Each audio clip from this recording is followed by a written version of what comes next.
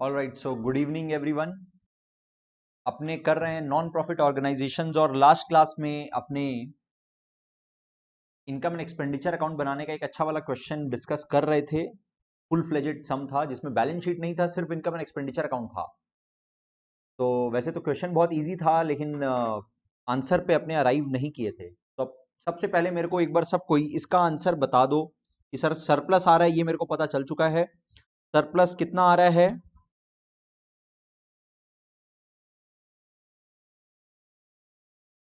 Tanisha, recheck your answer. ठीक है। और आप लोगों को कुछ क्वेश्चंस होमवर्क में दिया हुआ था। आई होप आप लोग अटेम्प्ट किए हो। एक बार में करेक्ट करना was never the intention. Intention always was कि आप लोग एक बार अच्छे से खुद से अटेम्प्ट करके आए हो।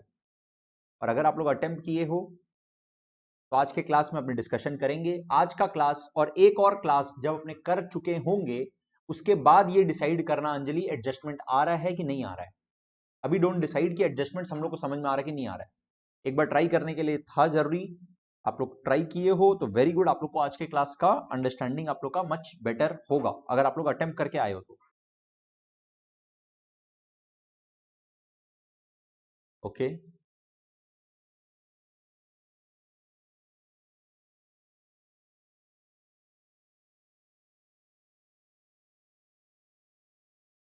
यस विष्णु, आंसर भी बता देना। राम राम।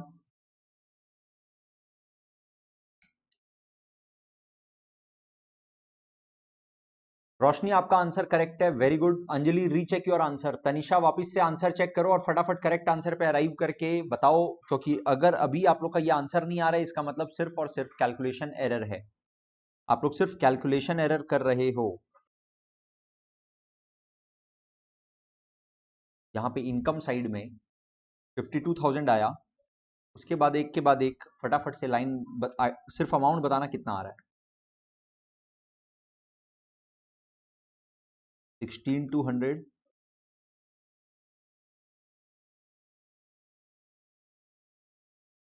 बस यहाँ पे एक्सपेंसेस में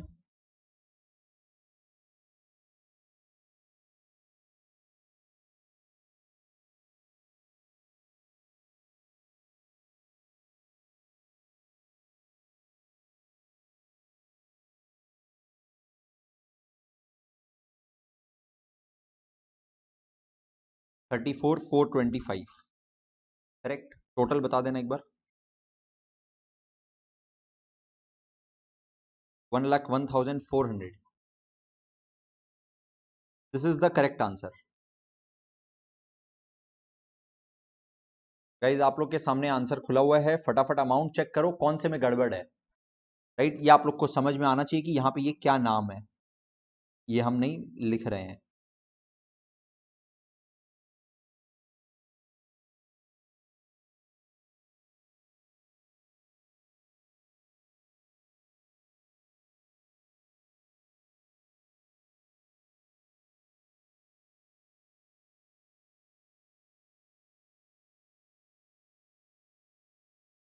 ओके, ये आंसर आप लोग का आ जाना चाहिए गाइज। लास्ट क्लास में डिस्कशन हो चुका था, उसके बाद इस क्वेश्चन में ऐसा कुछ बचा नहीं था।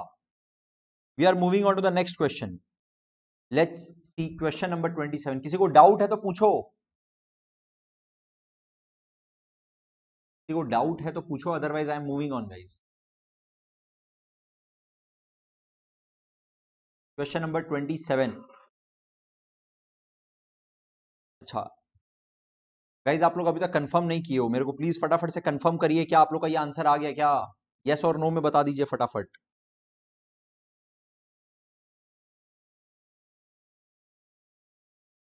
In the mean while CBSE का एक नोटिफिकेशन आया है, देख चुके हो आप लोग? कहाँ से? खोल दिया है?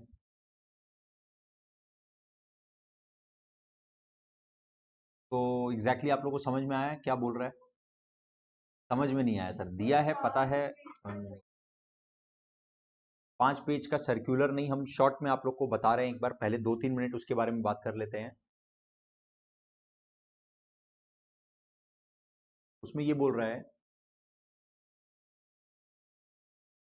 कि जो आप लोग का एग्जाम होगा उसको 2 पार्ट में डिवाइड कर देंगे, half yearly and half yearly. और पहला वाला जो एग्जाम लेंगे वो नवंबर दिसंबर के आसपास लेंगे।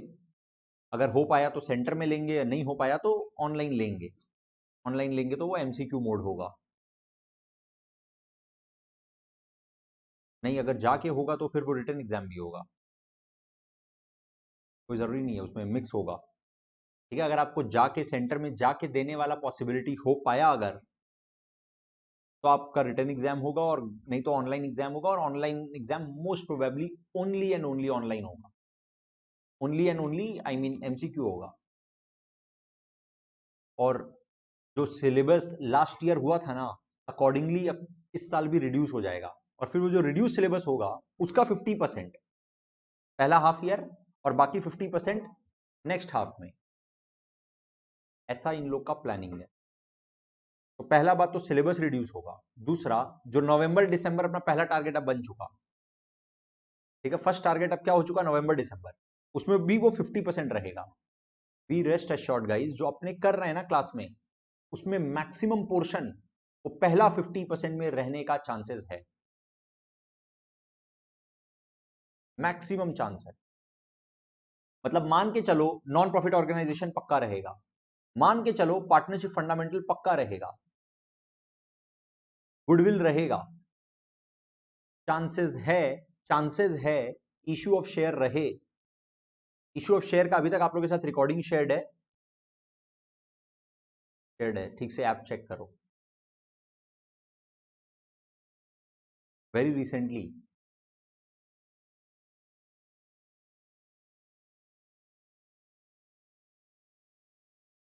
अच्छा, रिटन एग्जाम में भी ना, रिटन एग्जाम में भी ओएमआर शीट का कुछ पॉइंट है। तो ओएमआर शीट अगर सिर्फ ओएमआर शीट रहा तो वो भी एमसीक्यू हो जाएगा। बट आई डोंट थिंक कि उसमें ऐसा कहीं बोला है कि वो सिर्फ ऑनलाइन सिर्फ एमसीक्यू होगा, ऐसा कुछ है क्या? ठीक है, प्रोबेबली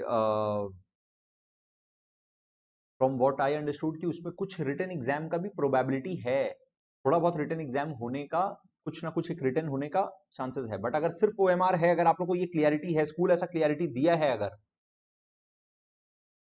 तब तो फिर तो वंडरफुल, एमसीक्यू ही होगा। ठीक है, तो अपना भी अब जो टेस्ट वगैरह होगा ना, जैसे एनपीओ खत्म होते ही आप लोग का एनपीओ का टेस्ट होगा, अब वो पूरा का पूरा एमसीक्यू होगा। हाँ, तो अरे जो एग्जाम में जो होगा वही ना करेंगे, इररिलेवेंट काम क्यों करेंगे? अभी तक ये आइडिया था कि भैया written exam is more important, अब समझ में ये आ रहा है कि नहीं, MCQ is now more important. ठीक है, तो अकॉर्डिंगली अपने को भी अडेप्ट करना पड़ेगा, तुरंत तुरंत अनाउंसमेंट आया, अपने को अडेप्ट करना पड़ेगा। शीट का बात है तो सब्जेक्टिव भी पॉसिबल है ओएमआर के थ्रू। आप लोग को एनपीओ खत्म होते ही एक टेस्ट लेंगे आप लोग का, ठीक है, एनपीओ खत्म जो होते ही जो टेस्ट लेंगे ना, उसमें आप लोग को पता चलेगा कैसे सब्जेक्टिव टाइप का क्वेश्चन भी एमसीक्यू के थ्रू पूछा जा सकता है। राइट, जैसे एक एग्जांपल लेते हैं, आपको रिसीट्स एंड पेमेंट्स अकाउंट दिया हुआ है, एडजस्टमेंट्स दिया हुआ है, पूरा पढ़ पाओगे एकदम आराम से। ठीक है, उसके बाद आपसे क्वेश्चन पूछेंगे, क्या क्वेश्चन होगा, what is the amount of subscription income to be shown in the income and expenditure account, option 1 2 3 4। What is the amount of surplus, तो पूरा करना पड़ेगा ना। फिर पूछेंगे what is the amount of balance sheet total, what is the amount of opening capital fund. Right, तो वो एक सिंगल क्वेश्चन है, उसका 4 पार्ट है, 2 2 2 2, 8 मार्क्स का क्वेश्चन जैसे रिटन एग्जाम में आता था, ये लो एमसीक्यू मोड में पूरा बनाना पड़ेगा। लेकिन हाँ, लग्जरी क्या है सर, एक तो ऑप्शन मिल रहा है, ऑप्शंस है, आंसर का ऑप्शंस है, लेकिन उससे बड़ा है कि सर फॉर्मेट वॉर्मेट कुछ नहीं बनाना, आंसर पे अराइव करना है। राइट, तो अकॉर्डिंगली अपना भी प्रेपरेशन थोड़ा सा उसी हिसाब से मोल्ड करना स्टार्ट करेंगे। सिलेबस जो आप लोग को बोल रहे हैं, अगर फाइनेंशियल स्टेटमेंट ऑफ एनालिसिस का कोई भी पार्ट रहता है तो उसमें फाइनेंशियल स्टेटमेंट ऑफ कंपनीज पक्का रहेगा। तो अपने जो सिलेबस अभी कवर कर रहे हैं ना, that is completely on the basis of the estimation कि पहला प्रायोरिटी चैप्टर्स क्या क्या रहने वाला है। राइट, तो अगर किसी का स्कूल फिर भी जिद्दी होकर के एडमिशन रिटायरमेंट करा रहा है, कैश फ्लो स्टेटमेंट पहले करा रहा है। एनीवेज ठीक है, with all due respect to schools, वो लोग का भी अपना थॉट प्रोसेस होगा, करा रहा है क्योंकि वो सेकंड टर्म में जो सेकंड हाफ ईयर है उसमें तो आएगा ही ना अल्टीमेटली। अपने ऐसा तो नहीं कर सकते कि सर पहला नवंबर दिसंबर तक खाली फर्स्ट टर्म का फर्स्ट हाफ ईयर का प्रेपरेशन और फिर जैन फेब मार्च में हम लोग करेंगे जो अप्रैल में होगा उसका प्रेपरेशन। वो मार्च अप्रैल बोला है उसका डेट अभी तक तो जैन और फेब मान के चलो, खाली वो 2 महीना थोड़ी ना सेकंड हाफ का प्रेपरेशन करेंगे। सेकंड हाफ का प्रेपरेशन भी तो अभी होना चाहिए, right? But still from what I can understand and from what I can see, अपना पहला फोकस, पूरा फोकस नवंबर दिसंबर वाला जो एग्जाम का सिलेबस आता है उसको 100% पहले खत्म, एकदम अच्छे से खत्म करके साइड करना ही होना चाहिए। इतना अनसर्टेन टाइम्स में जो इमीडिएट है पहले उसको तो कवर करो। एकदम बिल्कुल भी ये इंडिकेट नहीं करना चाहते कि जो उसके बाद होगा उसको इंपॉर्टेंस नहीं देना है, बट पहला प्रायोरिटी तो पहला ही है ना, और वो सेकंड ही है ना अभी तो, होता भी है तो, राइट? तो पहला अपना भी फोकस यही रहेगा कि पहले जो 50% अनाउंसमेंट आता ही तो पता चल गया, जब तक अनाउंसमेंट नहीं आया on the basis of that जो अभी तक सिलेबस था उसके बेसिस पे जो एस्टिमेट कर सकते हैं पहले उसको बहुत स्ट्रांग करें, और फिर वो सेकंड हाफ वाला स्टार्ट करें विथ साथ साथ में वो वाला रिवीजन चलता रहे।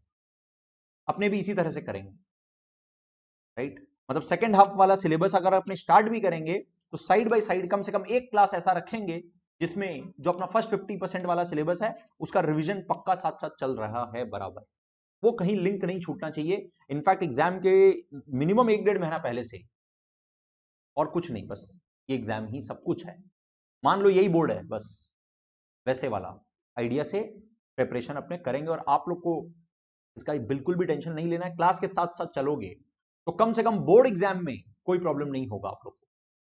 हाँ, स्कूल का, क्योंकि अलग अलग स्कूल का अलग अलग रिक्वायरमेंट चल रहा है, वहां पे मैच करना थोड़ा सा इशू हो सकता है, वहां पे आप लोग का खुद का एफर्ट थोड़ा सा और इंपॉर्टेंट हो जाता है। एंड फिर अपने साथ में जो हम गाइड कर सके आप लोग को अलग से एक्स्ट्रा क्लासेस वगैरह के थ्रू वो करेंगे। बट बोर्ड के हिसाब से अपना जो करिकुलम चलेगा वो कंप्लीटली बोर्ड फोकस। नवंबर दिसंबर का सिलेबस अनाउंस हुआ, अटैक वही, सिर्फ वही है अपना, लाइफ एंड डेथ। ठीक है, ओके।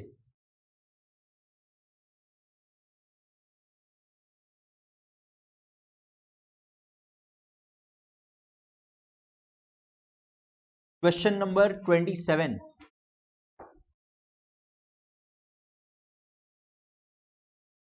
सर क्या बोला क्वेश्चन नंबर 27 में? From the following receipts and payments account prepare income and expenditure account. बस इसमें भी सिर्फ इनकम एंड एक्सपेंडिचर अकाउंट बनाना है गाइस, एकदम फास्ट करना है क्योंकि ये एकदम सिमिलर क्वेश्चन है जो अपने कर चुके हैं और बहुत इजी है क्या इजी? जो लोग किया है वो लोग बोल सकेगा।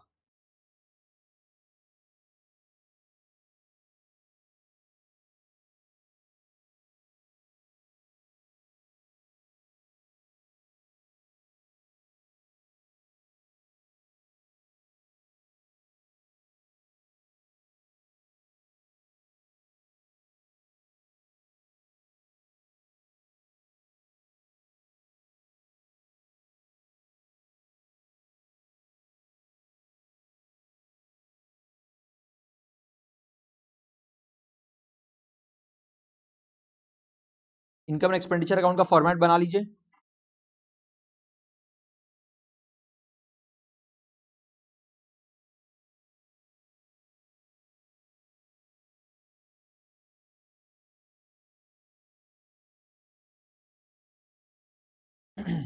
अब एडजस्टमेंट रीड करना स्टार्ट करेंगे।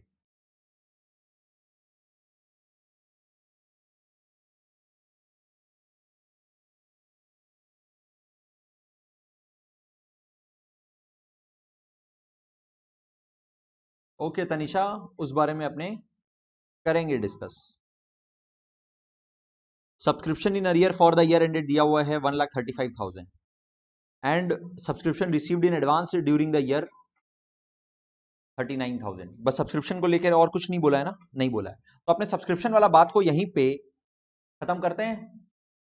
सर देखिए एक बार रिसीट्स एंड पेमेंट्स अकाउंट में सब्सक्रिप्शन से रिलेटेड क्या बोला, 31 मार्च 20 चल रहा है। पहला बात तो सर सब्सक्रिप्शन आपको कौन से साइड में दिखेगा? रिसीट की पेमेंट रिसीट साइड में दिखेगा। सर सब्सक्रिप्शन का पैसा मिलता है, यहां पे देखो सब्सक्रिप्शन का पैसा मिला है 15,24,000, ये रिसीट है।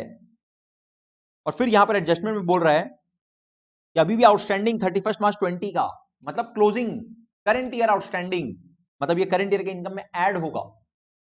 और subscription received in advance during the year ended, sir ये भी करंट ईयर के का एडवांस है, तो ये नेक्स्ट ईयर के लिए अभी मिला है, ये लेस होगा। बस इससे ज्यादा और कुछ सब्सक्रिप्शन का है नहीं। खत्म करते हैं यहां पे। सर इनकम साइड में आएगा बाई सब्सक्रिप्शन, कितना 15,24,000 इंटरनल कॉलम में, एक आइटम ऐड हो रहा है, एक आइटम लेस हो रहा है।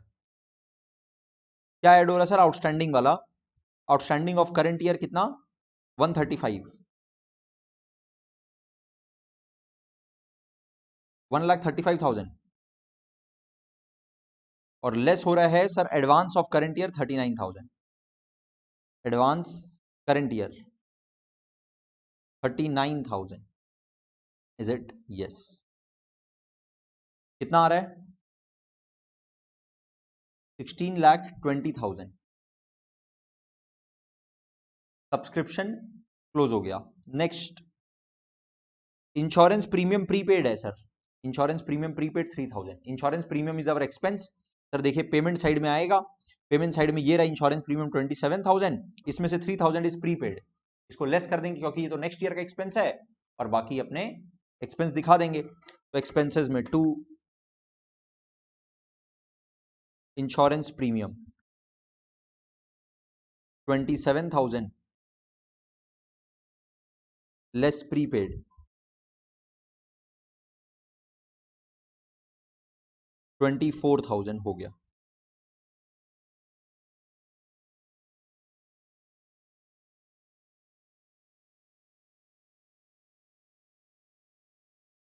नेक्स्ट,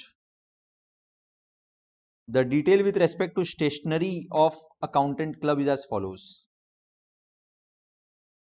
स्टेशनरी का क्या डिटेल है पूरा दिया हुआ है sir, opening stock closing stock. देखो गाइज यहां पे ना ये चेंज हो सकता है, अकाउंटिंग ईयर जो दिया हुआ है ना उसका सीक्वेंस, यहां पे करंट ईयर दिया हुआ है, यहां पे प्रीवियस ईयर दिया हुआ है, कभी कभी किसी किसी क्वेश्चन में ये चेंज मिलेगा, आपको केयरफुली हेडिंग देखना पड़ेगा, ये वाला प्रीवियस ईयर है, ये वाला करंट ईयर है। ओपनिंग स्टॉक क्लोजिंग स्टॉक दे दिया, क्रेडिटर्स दे दिया ओपनिंग और closing, advance for stationery paid in 1920, current year में कितना एडवांस पे किए वो दे दिया, और advance paid for stationery carried from 1819, ये ओपनिंग वाला है। सर ये जानबूझ के यहां पे नहीं दे करके आपको यहां पे दिया, आपको समझना पड़ेगा लाइन पढ़ के कि ये ओपनिंग वाला एडवांस है, सिंपली जो लास्ट ईयर एडवांस दे चुके थे ये वो वाला एडवांस है।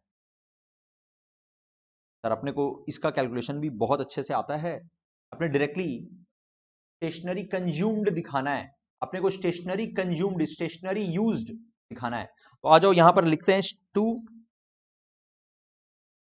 स्टेशनरी यूज्ड, ठीक है। ये चाहो तो आप वर्किंग नोट में भी कर सकते हो, और आप चाहो तो यहां पे भी कर सकते हो। सर पेमेंट कितना है? पेमेंट टू क्रेडिटर होगा कुछ, पेमेंट टू क्रेडिटर पहले लिख दो, बताओ कितना होगा सर। पेमेंट टू क्रेडिटर देखिए स्टेशनरी का ये रहा 89,700 इज द पेमेंट, 89,700 लिख दिया अपने। इसमें ऐड क्या करेंगे सर? क्लोजिंग क्रेडिटर,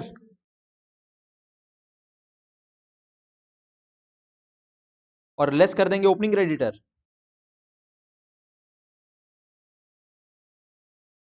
कितना कितना अमाउंट सर क्रेडिटर लोग का? क्लोजिंग 40 है और 26 ओपनिंग है, 40 ऐड हो जाएगा, 26 लेस हो जाएगा।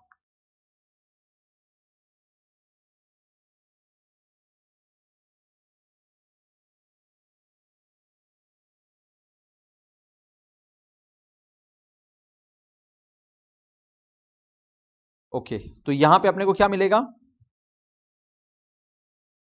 परचेज, अच्छा यहीं पे कर दे क्या? ठीक है चलो। एडवांस, सर लास्ट ईयर जो एडवांस देके रखे थे, advance paid in previous year 5,000, और लेस हो जाएगा advance paid in current year, क्योंकि ये तो सर नेक्स्ट ईयर के लिए दिए हैं, अभी एडवांस में देके रखे हैं। कितना? 7,000। अब आ जाएगा अपने पास परचेज, परचेज ऑफ स्टेशनरी। बताओ जल्दी से कितना आएगा?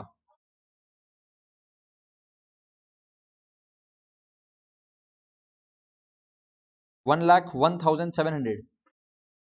हाँ यही है सही। कैलकुलेशन चेक करो अगर ये नहीं आ रहा है तो। और उसके बाद सर इसमें क्या होता है, आप ओपनिंग स्टॉक को ऐड कर दीजिए, क्लोजिंग को लेस कर दीजिए। ओपनिंग 5,000 को ऐड कर दीजिए और क्लोजिंग 30,000 को लेस कर दीजिए।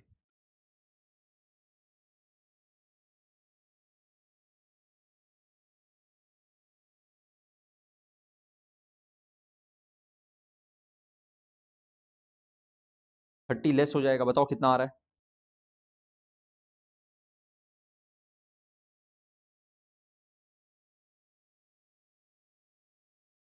ये वाला काम आप वर्किंग नोट में कर सकते थे, इतना बड़ा वर्किंग आप यहां पे करो, इससे बेटर है कि आप वर्किंग नोट में कर लो।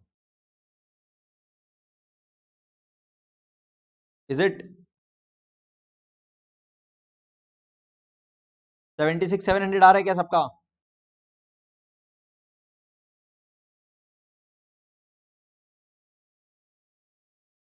अब इसका लॉजिक मत पूछना, लास्ट क्लास में बहुत डिटेल में डिस्कशन हुआ है ये, राइट? पूरा एक क्लास अपना इसमें कंज्यूम हुआ है कंजम्पशन सीखने में। तो सर ये वाला नोट भी अपना गया, अब अपने पास कोई एडजस्टमेंट नहीं बचा है। चलो रिसीट्स एंड पेमेंट्स अकाउंट में चलें और पिक एंड ड्रॉप करें।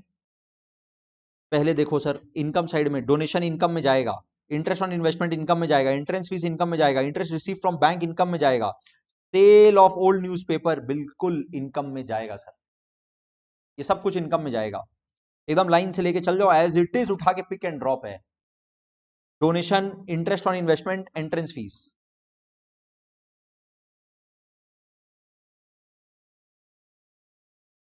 इंटरेस्ट ऑन इन्वेस्टमेंट,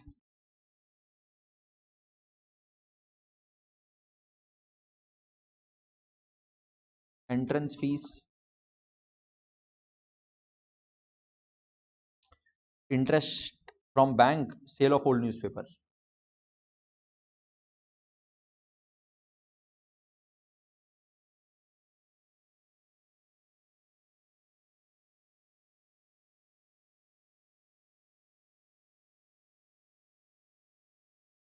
अमाउंट बोलो कितना कितना? 720, 18, 180।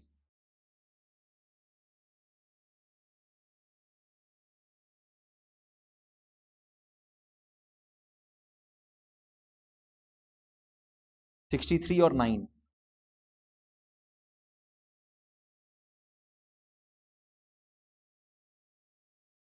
इनकम साइड खत्म, एक्सपेंसेस में आ जाओ।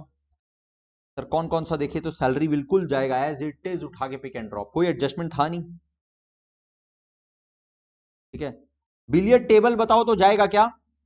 बिलियर्ड टेबल सर नहीं जाएगा, billiard table is a asset, fixed asset, नहीं जाएगा। ये इनकम एंड एक्सपेंडिचर अकाउंट में नहीं जाएगा, ये बैलेंस शीट के असेट साइड में जाएगा। इन्वेस्टमेंट बिल्कुल नहीं जाएगा सर, ये भी असेट है। तो अपने एक तो ये लेके जाएंगे, एक्सपेंस है ये, सैलरी। दूसरा मिसलिनियस एक्सपेंसेस लेके जाएंगे, फर्नीचर भी नहीं लेके जाएंगे सर, इंश्योरेंस प्रीमियम ले जा चुके हैं, बस दो आइटम, सैलरी और miscellaneous.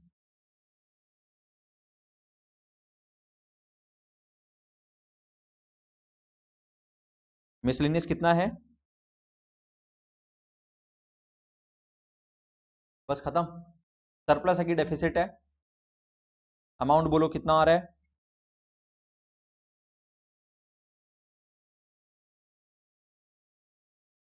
Carried forward to capital fund. Amount कितना? 19,40,000। नहीं, चेक करो। 19,39,300। 76,700 आप नहीं कंसिडर किए हो? 76,700 है ना? 700 आपका लेस नहीं हुआ है, लिखे तो थे बट।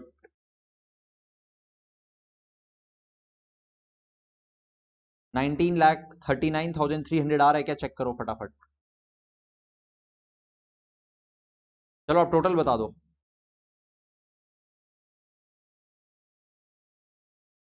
टोटल अगर 26,10,000 आ रहा है तब ये वाला फिगर 1940 हो ही नहीं सकता, बिकॉज आप फिर ये 700 को कैसे आप किए हो?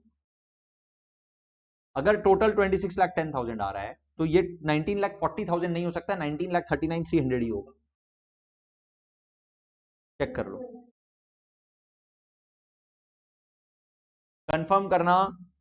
तनिषा आप बताइएगा एक बार फटाफट कि टोटल कितना आ रहा है।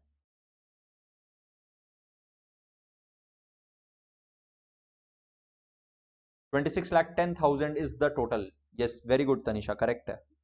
26,10,000 इज द टोटल एंड आप सारा आइटम को लेस करिए तो 19,39,300 is the amount of surplus. Guys फटाफट से चेक करो, कैलकुलेशन कैलकुलेशन चेक करो और कंफर्म करो। Anjali, what exactly is this 13,000? Can you tell me 13,000 आप क्या आंसर दे रहे हो? मेरे को नहीं पल्ले पड़ रहा।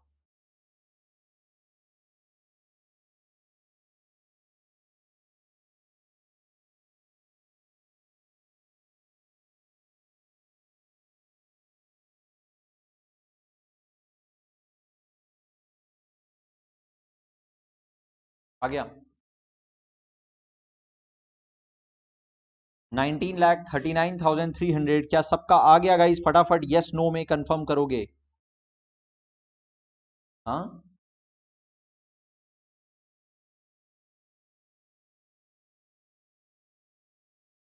आ गया।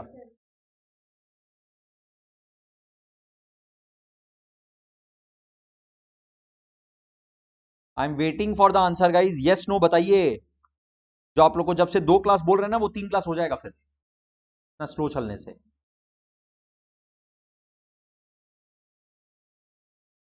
आना तो है, डिपेंड ये करता है कि एक बार में, 2 बार में, 3 बार में, 5 बार में आएगा तो है ही, क्योंकि करेक्ट यही है ना।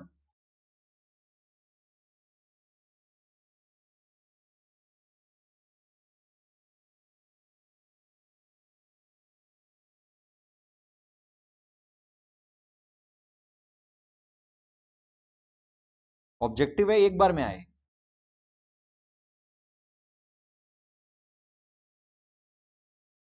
डन है guys.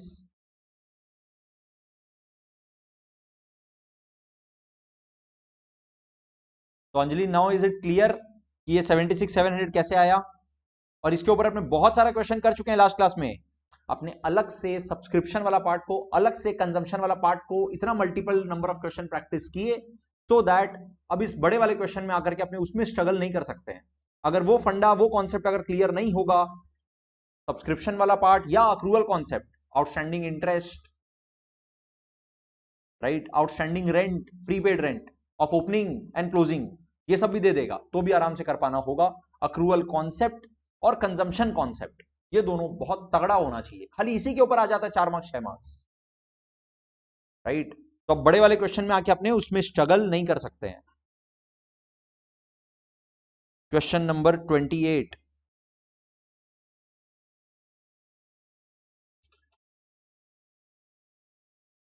Receipts and payments account of friends club दिया हुआ, पूछा क्या है पहले तो ये बताओ। Prepare income and expenditure account and balance sheet. वाह, चलिए दोनों का फॉर्मेट बना लीजिए।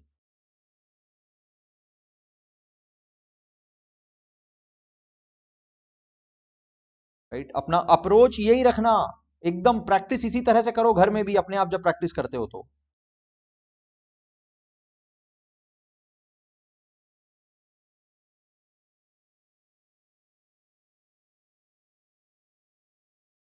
जैसे क्वेश्चन में पता चला कि इनकम एंड एक्सपेंडिचर अकाउंट पूछा है 31 मार्च 20 का और बैलेंस शीट पूछा है 31 मार्च 20 का, बस फॉर्मेट आपका रेडी हो जाना चाहिए। क्वेश्चन नंबर कौन सा है ये? 28 है क्या?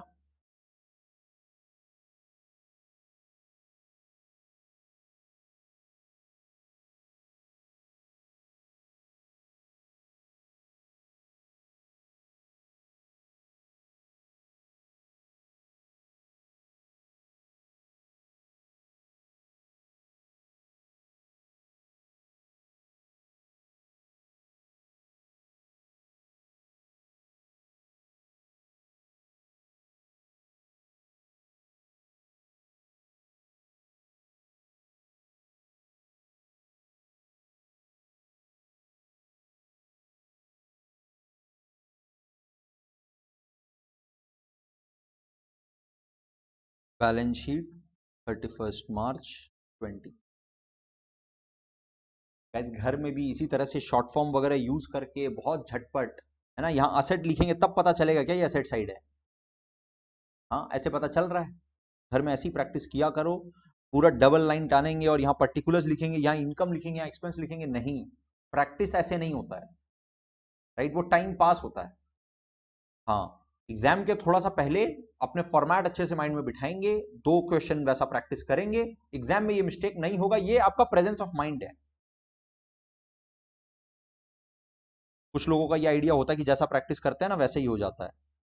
I don't think so. अगर आप थोड़े से प्रोएक्टिव रहोगे, थोड़ा सा माइंड ओपन रहेगा, कभी नहीं होता मिस्टेक। इतना पता होता है अपने को कि क्या है यहां पर।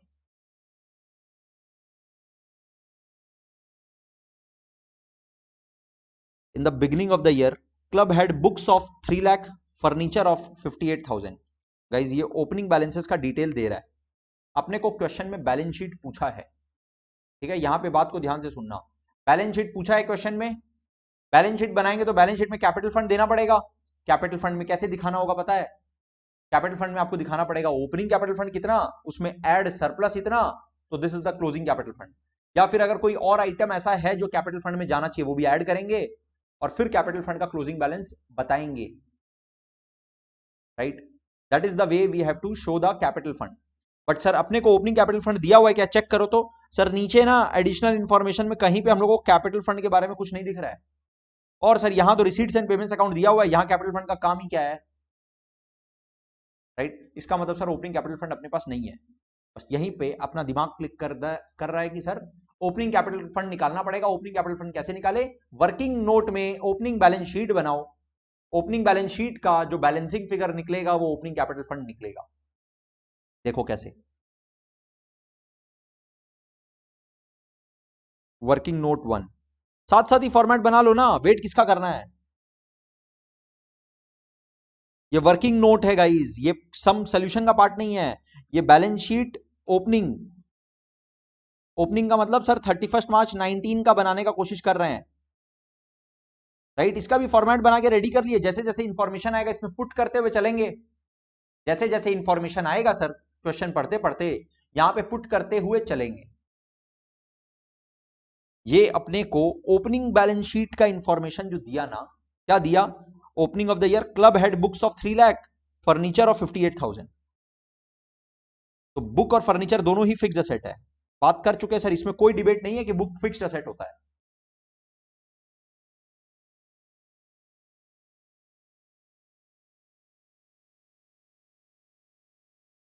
3 लाख और 58,000।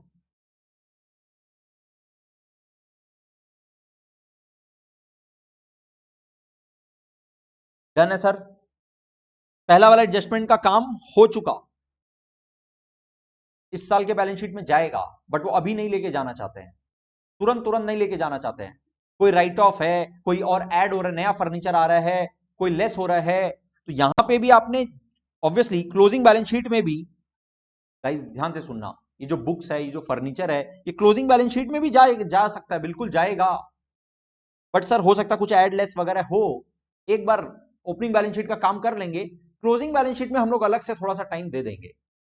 वो अलग से जो टाइम देंगे ना, that will actually be a time saver. आप अभी जा जाके लिखोगे उससे अच्छा क्लोजिंग बैलेंस शीट जब बनाएंगे ना, तो क्लोजिंग बैलेंस शीट बनाते वक्त एक बार ओपनिंग बैलेंस शीट को अच्छे से स्कैन करेंगे, उसका डेटा अगर कुछ लेना तो लेंगे। इतना ध्यान क्लोजिंग बैलेंस शीट बनाते वक्त हम लोग देंगे। उसको अभी साथ साथ ही डेटा को यहां पर पुट करने की जरूरत नहीं है। एक बार अपने को अच्छे से आइडिया लग जाए क्या असेट में ऐड और लेस हो रहा है, ऐड लेस करके दिखाएंगे, लेकिन वो भी स्पीड फास्ट होगा एक बार क्वेश्चन पूरा पता चल चुका हो उसके बाद, ठीक है। और यहां पे छूटने का, आपका मिस होने का कोई गुंजाइश नहीं है, अगर आप सिर्फ एक रूल फॉलो करो कि क्लोजिंग बैलेंस शीट खत्म करने के पहले ओपनिंग बैलेंस शीट जरूर देखो। क्योंकि ओपनिंग बैलेंस शीट में कोई एसेट था तो इसका मतलब ये थोड़ी कि वो गायब हो गया, क्लोजिंग बैलेंस शीट में भी आ सकता है। हाँ, लेकिन कोई add less depreciation right of क्या क्वेश्चन का डेटा है वो एक बार पता चल जाए। सब्सक्रिप्शन इन अरियर ऑन 1 अप्रैल 19, मतलब वो ये भी ओपनिंग बैलेंस शीट का आइटम है। पहला बात तो ये समझो, पहले तो ये समझो कि सर ये भी ओपनिंग बैलेंस शीट का असेट है। Outstanding subscription, subscription in arrear का मतलब आउटस्टैंडिंग सब्सक्रिप्शन, मतलब मेंबर लोग से सब्सक्रिप्शन का पैसा लेना बाकी है। और ये 1 अप्रैल 19 का बैलेंस है, मतलब लास्ट ईयर का सर क्लोजिंग बैलेंस है, मतलब लास्ट ईयर का सर ये एसेट है कितना 6000। इसको तुरंत पहले ओपनिंग बैलेंस शीट में लिख दो, कितना 6000।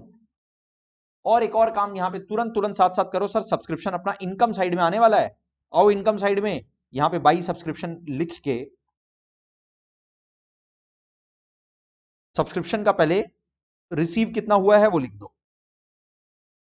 2,20,000, 2,20,000 रिसीव हुआ है, राइट। तो इनकम एंड एक्सपेंडिचर अकाउंट में 2,20,000 हम लोग रिसीव लिख दिए। ठीक है, अब एक एक करके सब्सक्रिप्शन का जो जो डेटा दिया हुआ है वो लेके भी आ जाते हैं। सर एक तो ओपनिंग बैलेंस दिया हुआ है 6,000, बाकी था, मतलब ये तो लेस होगा, ये तो अपने मानेंगे कि पे हो चुका है। एंड ₹7,000 ऑन 31 मार्च, ये क्लोजिंग बैलेंस शीट का आइटम है और ये क्लोजिंग सब्सक्रिप्शन इन अरियर है, लास्ट में पैसा मिलना बाकी रह गया, ये अपना सब्सक्रिप्शन इनकम में ऐड होगा और क्लोजिंग बैलेंस शीट में दिखाया जाएगा। तो इसको दोनों काम साथ में करते हुए चलेंगे सर। क्लोजिंग बैलेंस शीट में थोड़ा सा कैपिटल फंड के लिए अच्छा से जगह छोड़ दो, कोई फंड वंड अगर क्वेश्चन में दिया हुआ रहेगा तो भी जगह छोड़ देंगे, और जगह छोड़ के ना थोड़ा नीचे की तरफ लिख देंगे आउटस्टैंडिंग, सॉरी असेट में लिखेंगे, जगह छोड़ के यहाँ पे बाकी एसेट्स वगैरह के लिए जगह छोड़ दो। और बैलेंस शीट के एसेट साइड में, बैलेंस शीट के एसेट साइड में आउटस्टैंडिंग सब्सक्रिप्शन करंट ईयर वाला, ये करंट ईयर के बैलेंस शीट में कर रहे हैं ये वाला काम 7,000 बिल्कुल लिख देंगे। और सर यहां पर अपने जो सब्सक्रिप्शन इनकम दिखा रहे हैं ना, वहां पर ऐड करंट ईयर का आउटस्टैंडिंग 7,000 और लेस प्रीवियस ईयर का आउटस्टैंडिंग 6,000, 2,21,000 हो गया, करेक्ट है।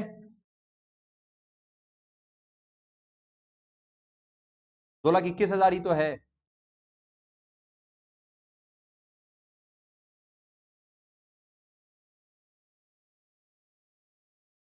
Next adjustment, ₹18,000 was due by way of rent in the beginning as well as at the end of the year।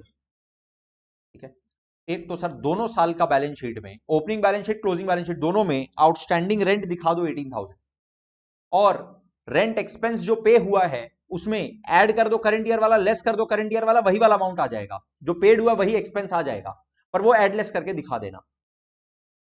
देखो कैसे सर, 18,000 आउटस्टैंडिंग सब्सक्रिप्शन बिगिनिंग में भी एंड में भी, दोनों बैलेंस शीट में लिख लो सर। यहां पे बैलेंस शीट का ओपनिंग बैलेंस शीट में outstanding rent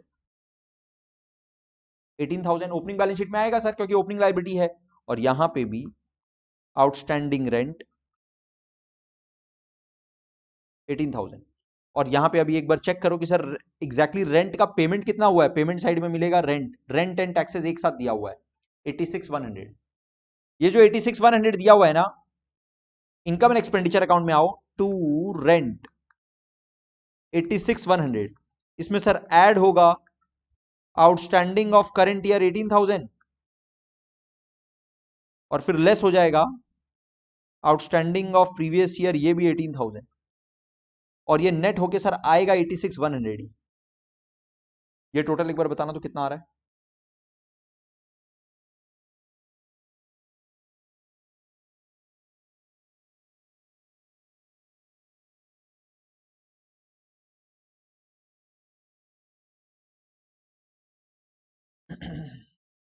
yes sir,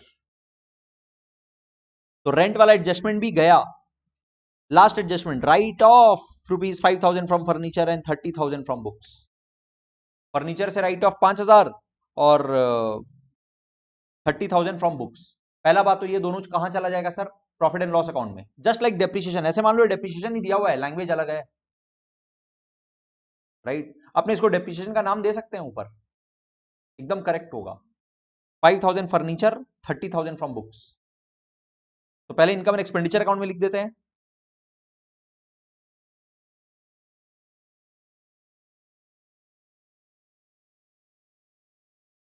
furniture 5,000, books 30,000, is it,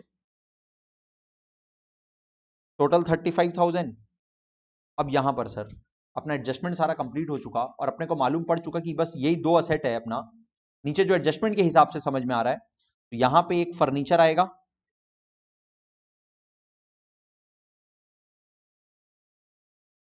और यहां पे एक बुक्स आएगा।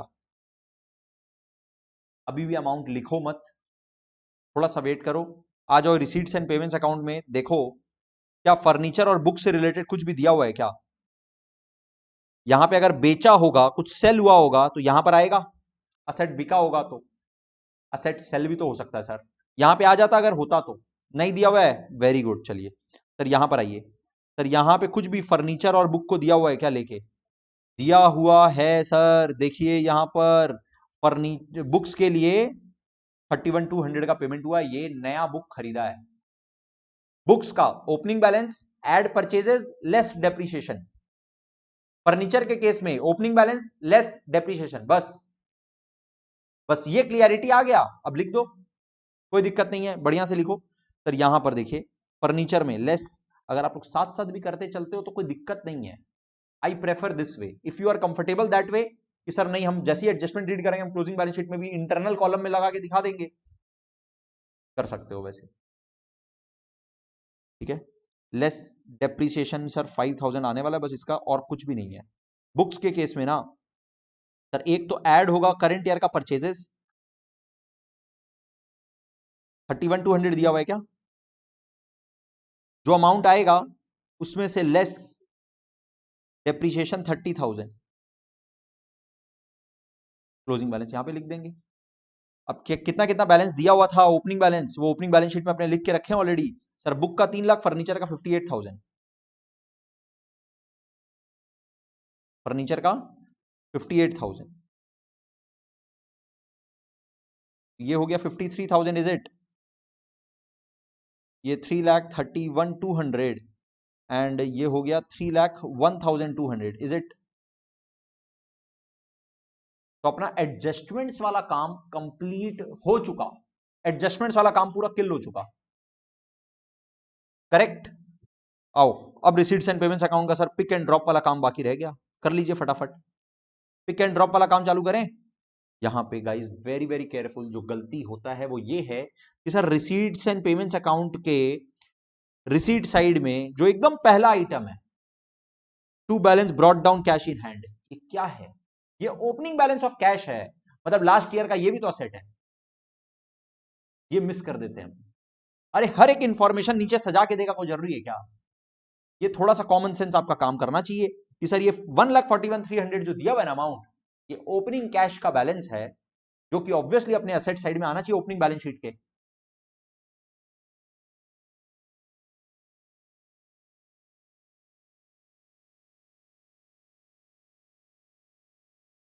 नेक्स्ट सर अब देखिए यहां पे इनकम क्या क्या है वो लिख दीजिए। Entrance fees as it is income दिखा दो, general donation as it is income दिखा दो, लेगेसी डोनेशन का क्या किया जाए सर बताइए।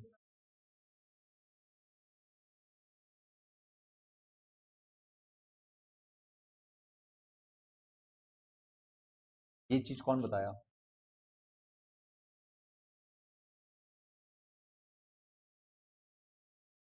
सुनो गाइस, थोड़ा सा यहां पे छोटा सा डिस्कशन का जरूरत है।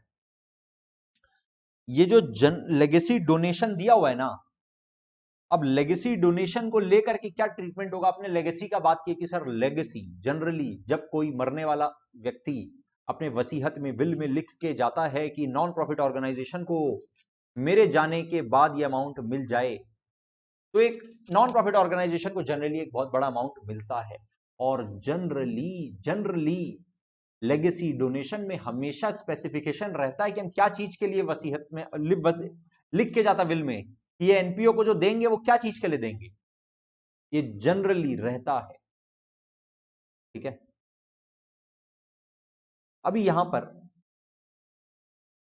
अगर अपने जो सबसे पॉपुलर पॉपुलर बुक्स है ना, जो अपने फॉलो करते हैं डीके गोयल, टेस ग्रेवाल वगैरह, उसका अगर अपने सॉल्यूशंस देखें तो सर डीके गोयल के हिसाब से लेगेसी मतलब ऑलवेज कैपिटल, तो कैपिटल ही ट्रीट करो हमेशा। कुछ अगर नहीं बोला क्वेश्चन में तब भी ऐसे मानो कि स्पेसिफिक पर्पस के लिए ही है, और इसको अपने बड़ा अमाउंट है, कैपिटल नेचर का है, कैपिटल फंड में ले जाके ऐड कर दो, ओके। एंड टीएस ग्रेवाल का स्टैंड ये है कि अगर लेगेसी डोनेशन के साथ कोई स्पेसिफिक नहीं बताया कि क्या चीज का डोनेशन है, तो इसको जनरल डोनेशन की तरह ट्रीट करके इसको इनकम एंड एक्सपेंडिचर अकाउंट में इनकम दिखा दो, right. We are in the class of the opinion कि सर इसको अपने हमेशा कैपिटल ट्रीट करेंगे अनलेस क्वेश्चन अदरवाइज बोल दे।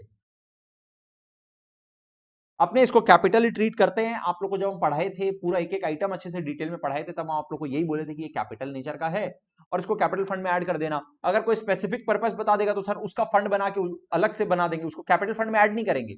अगर बोल देता legacy donation for a particular purpose, तब कैपिटल फंड में ऐड नहीं करते, तब क्या करते हैं अलग से एक लाइन आइटम बना देते। लेकिन अगर अपने को कुछ भी नहीं बोला तो भी अपने इसको कैपिटल रिसीट मानेंगे क्लास में और कैपिटल फंड में ऐड कर देंगे। हाउएवर आप लोग को हम दोनों में डिफरेंस बताएं, बोर्ड में आप लोग का दोनों सोल्यूशन करेक्ट होगा, do not worry about that. आप लोग अगर कोई स्कूल कुछ स्पेसिफिक कंडीशन फॉलो कर रहा है, कुछ स्पेसिफिक मेथड फॉलो कर रहा है, तो स्कूल के मेथड को अप्लाई कर लेना, करेक्ट। मतलब क्या होगा, सुनो सर, अगर ये लेगेसी डोनेशन है, नीचे एडजस्टमेंट में तो कुछ बोला नहीं, अपने को मालूम है, तो यहां पे ये लेगेसी डोनेशन जो है वो जनरल डोनेशन की तरह है, कोई स्पेसिफिक पर्पस नहीं है। अगर आप इसको इनकम एंड एक्सपेंडिचर अकाउंट में लेके जाते हो तो आपका सरप्लस बढ़ जाएगा और वो बढ़ा हुआ सरप्लस आपके कैपिटल फंड में जाएगा। रादर आई एम सेइंग कि आप सरप्लस को बढ़ाओ और फिर वो बढ़े हुए सरप्लस को कैपिटल फंड में लेके जाओ। बेटर लेगेसी को always treat as a capital nature का receipt and take it directly to capital fund instead of income and expenditure का पहले इनकम में और उसके वजह से सरप्लस बढ़ा हुआ फिर वो जाएगा, राइट। इनफैक्ट लेगेसी के ऊपर अगर आपको शॉर्ट नोट वगैरह भी देता है तो आपको इसी तरह से लिखना है कि सर जनरली क्या होता है, लेगेसी का मीनिंग समझाए। In case of a death, if the deceased person donates his wealth to the non-profit organization, that is considered as a legacy receipt for a non-profit organization. This legacy receipt is generally non-recurring in nature, big in amount, so it is considered as a capital receipt. It is directly taken to the balance sheet, added with the capital fund. If it is for specific purpose, then it is shown as a separate item in the balance sheet below the capital fund, right? Practically इसको capital nature का ही receipt माना जाता है। However अगर कोई school specific कुछ यहां पे बात चल रहा है तो फिर स्कूल स्पेसिफिक बात को फॉलो कर लेना। तो अपने इसको क्या मानेंगे सर, कैपिटल नेचर का रिसीट मानेंगे। मतलब अपने अपने सोल्यूशन में क्या करेंगे सर, यहां पे ना बैलेंस शीट में ना कैपिटल फंड का हेडिंग देके पहले तो अपने को ओपनिंग बताना पड़ेगा, उसमें ऐड या लेस करेंगे सरप्लस या डेफिसिट, और एक और आइटम जो ऐड करेंगे वो है लेगेसी। कितना, 50,000।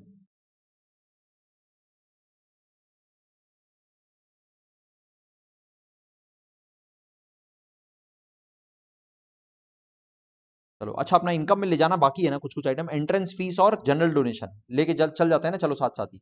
इनकम में by entrance fees by general donation, कितना कितना अमाउंट, 55,200 और 56,100।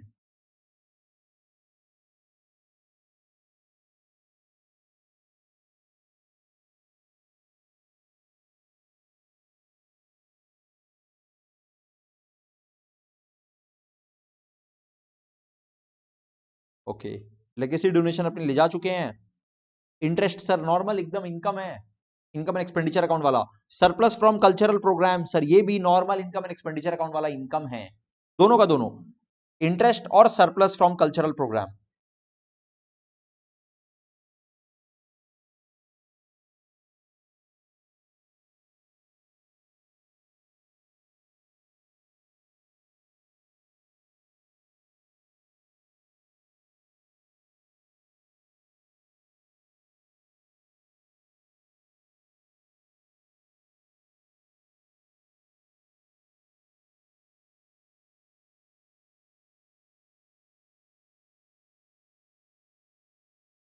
अगर स्पेसिफिक पर्पस के लिए लेगेसी डोनेशन होगा तब उसको अपने लायबिलिटी की तरह दिखाएंगे बिलो द कैपिटल फंड।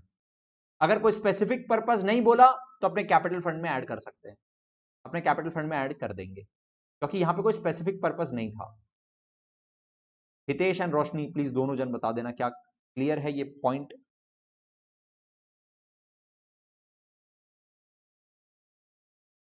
अच्छा, अब अपने आ जाते हैं एक्सपेंसेस में। सर रेट्स एंड टैक्सेस, अपने रेंट एंड टैक्सेस ऑलरेडी ले जा चुके हैं। अभी लिखिए आप सैलरी, इलेक्ट्रिसिटी, जनरल, ये तीनों लिख दीजिए, सैलरी, इलेक्ट्रिसिटी और जनरल।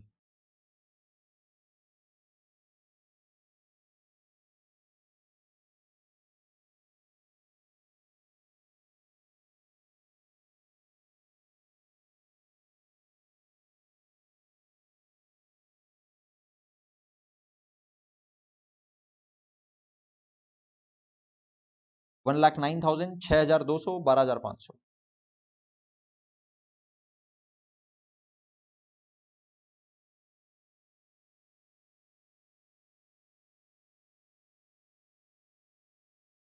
ये अमाउंट चेक करो तो करेक्ट है क्या, तीनों amount?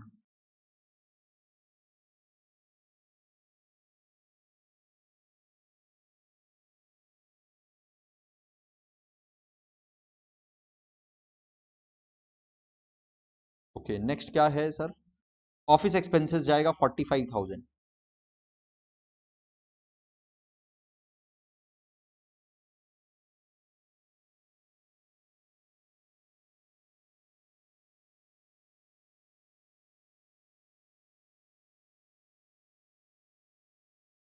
Okay, next item sir, investments अपना असेट्स है, 1,40,000 असेट्स में दिखा दो, और ये भी असेट है, closing asset, cash and bank का बैलेंस। इन्वेस्टमेंट 1,40,000, कैश का बैलेंस, बैंक का बैलेंस। अच्छा, ओपनिंग में सिर्फ कैश का बैलेंस दिया था क्या, और क्लोजिंग होते होते कैश और बैंक दोनों हो गया, देख लो, right? Opening balance sir credit में भी आ सकता था क्या यहां पर, बैंक ओवरड्राफ्ट होता तो अपने ओपनिंग बैलेंस शीट के लाइबिलिटी में दिखाते। सर अगर क्लोजिंग बैलेंस यहां पर दिया होता तो, अगर बैंक ओवरड्राफ्ट का बैलेंस होता तो यहां पर आ जाता, उसको अपने क्लोजिंग बैलेंस शीट के बैंक ओवरड्राफ्ट में लाइबिलिटी में दिखाते, राइट? तो अभी तीन असेट दिखाना है, इन्वेस्टमेंट, कैश और bank. Closing balance sheet, investment, cash, bank. Amount कितना कितना बताओ तो।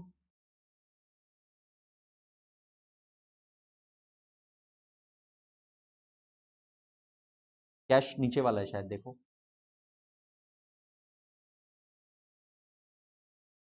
43,000, 61,900।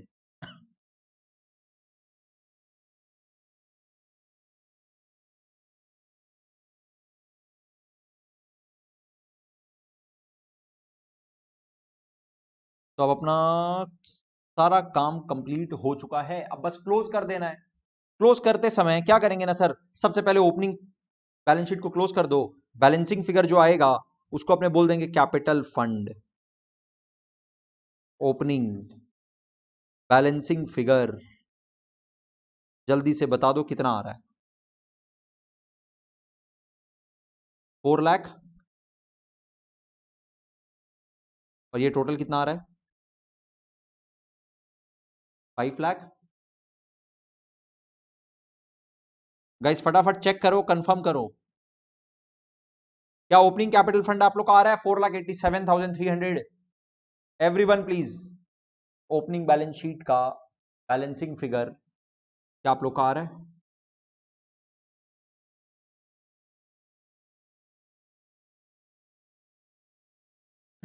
4,87,300 आ रहा है, yes sir, very very good, correct है।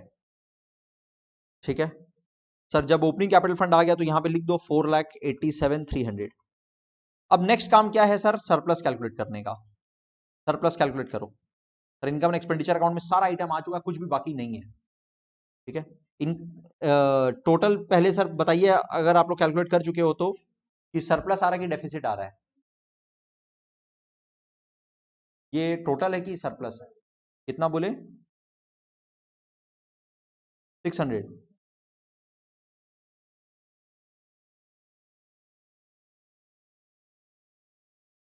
कितना? 5,000। 50,000 एग्जैक्टली। ओ 800। Yes very good Tanisha, match हो रहा है आप लोग का आंसर। सर सरप्लस आ रहा है 50,800।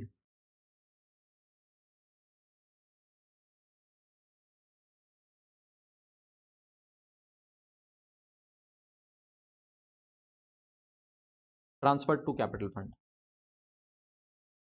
गाइस कैलकुलेशंस अपने आप करिए प्लीज, अपने आप करिए, चेक करिए और बताइए आंसर आ रहा है क्या। रोशनी आपका 1 लाख एक्स्ट्रा क्यों आ रहा है? गलती से 1 लिखा गया है क्या? 50,800 ही आ रहा है आई थिंक आपका। 1 आई थिंक एक्स्ट्रा गलती से लिखा गया है, चेक कर लो गाइस, अपने आप चेक करो। कोई, वी आर नॉट इन अ हरी। आप लोग एकदम यहाँ पे कंफर्टेबल होके चेक करके, कंफर्टेबल होके मेरे को यस नो बोलिए, देन अपने मूव करेंगे।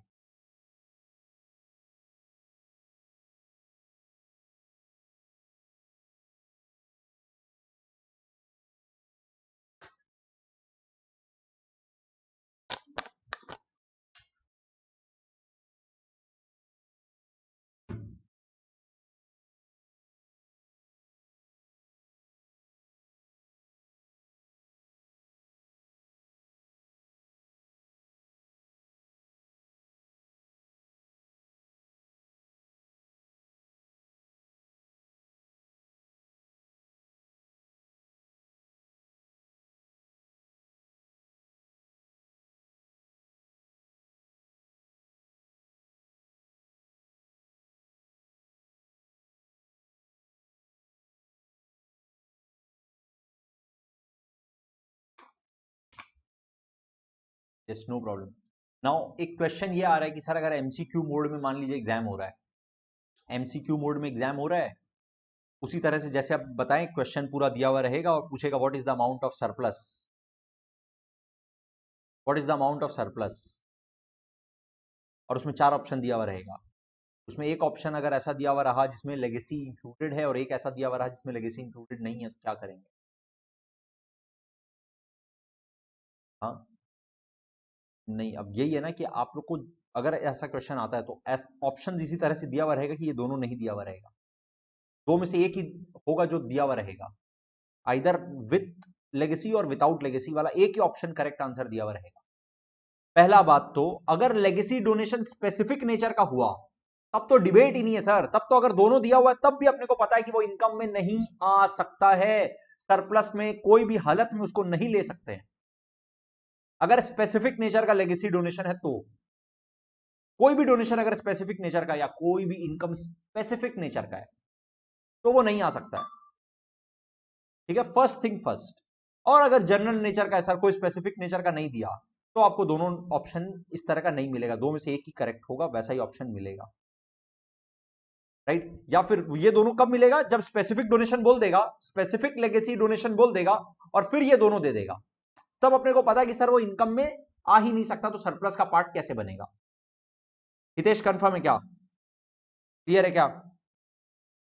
अच्छा, बैलेंस शीट, अपने बैलेंस शीट को क्लोज करें, यहां पे ऐड सरप्लस तो कर ही दो सर।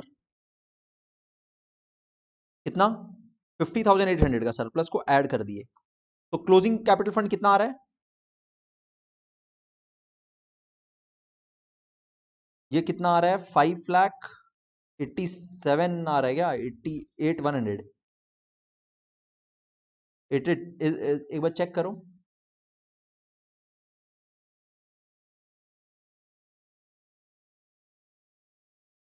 अरे ये कैपिटल फंड पूछेगा ना, क्लोजिंग कैपिटल फंड बताओ कितना आ रहा है तब।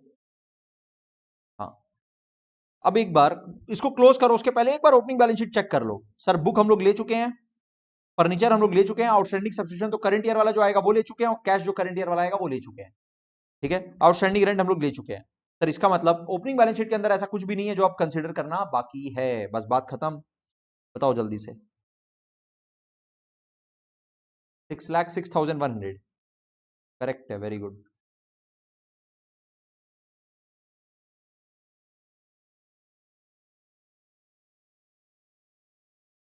यस अंजलि, तनिषा, रोशनी,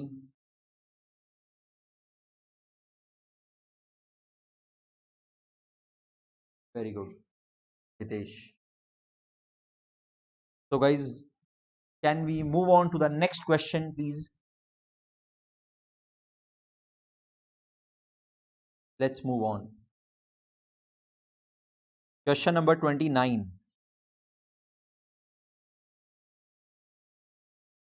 क्या 29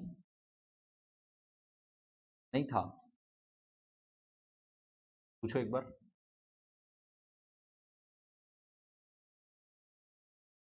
देखो यहाँ अभी अभी हम नहीं लिखे हैं, ये हम अभी नहीं लिखे हैं।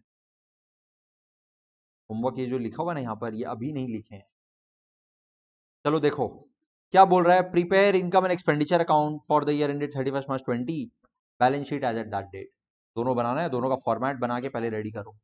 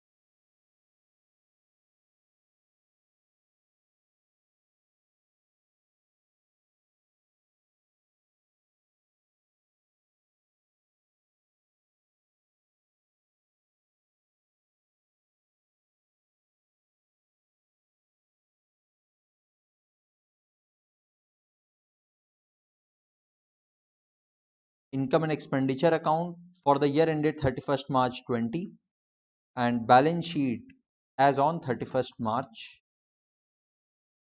20. करेक्ट है?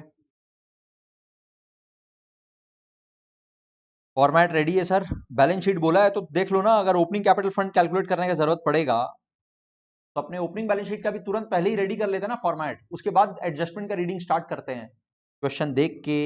Sir receipts and payments account में ओपनिंग कैपिटल फंड नहीं दिया हुआ होगा, ओके। और नीचे एडजस्टमेंट में अपने को कहीं पे भी ओपनिंग कैपिटल फंड का डेटा नहीं दिया हुआ है और जनरली कभी भी नहीं दिया हुआ रहेगा।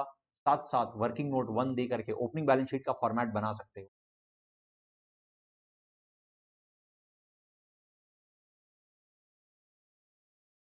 हाँ, ओपनिंग बैलेंस शीट बोल सकता है ना बनाने के लिए।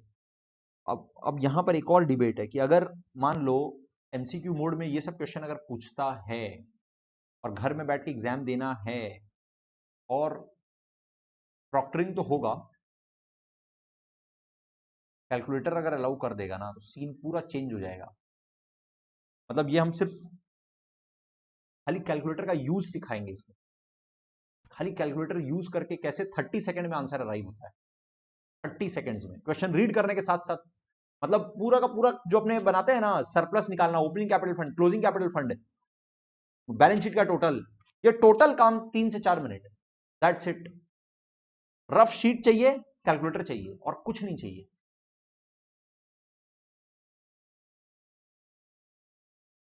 बट बिना कैलकुलेटर के भी कोई दिक्कत नहीं है, बिना कैलकुलेटर के भी कोई दिक्कत नहीं है। थोड़ा सा 3-4 मिनट 5 मिनट ज्यादा लगेगा, खाली नंबर्स लिखना है।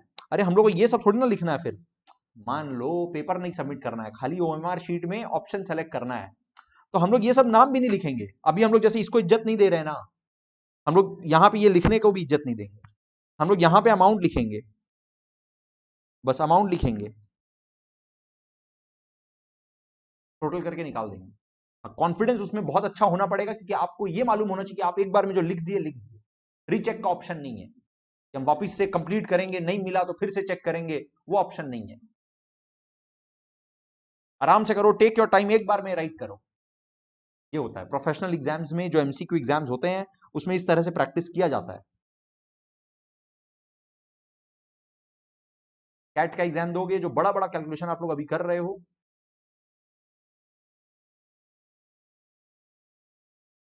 तो आप लोग देखोगे कि कैसे बड़ा बड़ा कैलकुलेशन भी एकदम फट से अराइव होता है।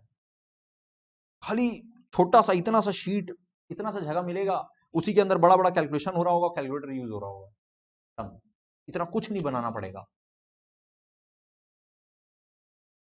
ओके, बट ठीक है, अभी जो अपने पास कुछ क्लियरिटी नहीं है तो लेट्स मूव ऐसे ही जैसे अपने अभी तक चलते आए हैं। ठीक है, ओके तनिषा, कैलकुलेटर का अलाउ यूज फिर भी सिखा देंगे। ठीक है, पहले एक बार जो करना जरूरी है पहले वो कर लें, फिर जो अभी तक इतना जरूरी नहीं है वो भी देख लेंगे। ओके, ओपनिंग बैलेंस शीट का फॉर्मेट नहीं बनाया ना, बना देते हैं।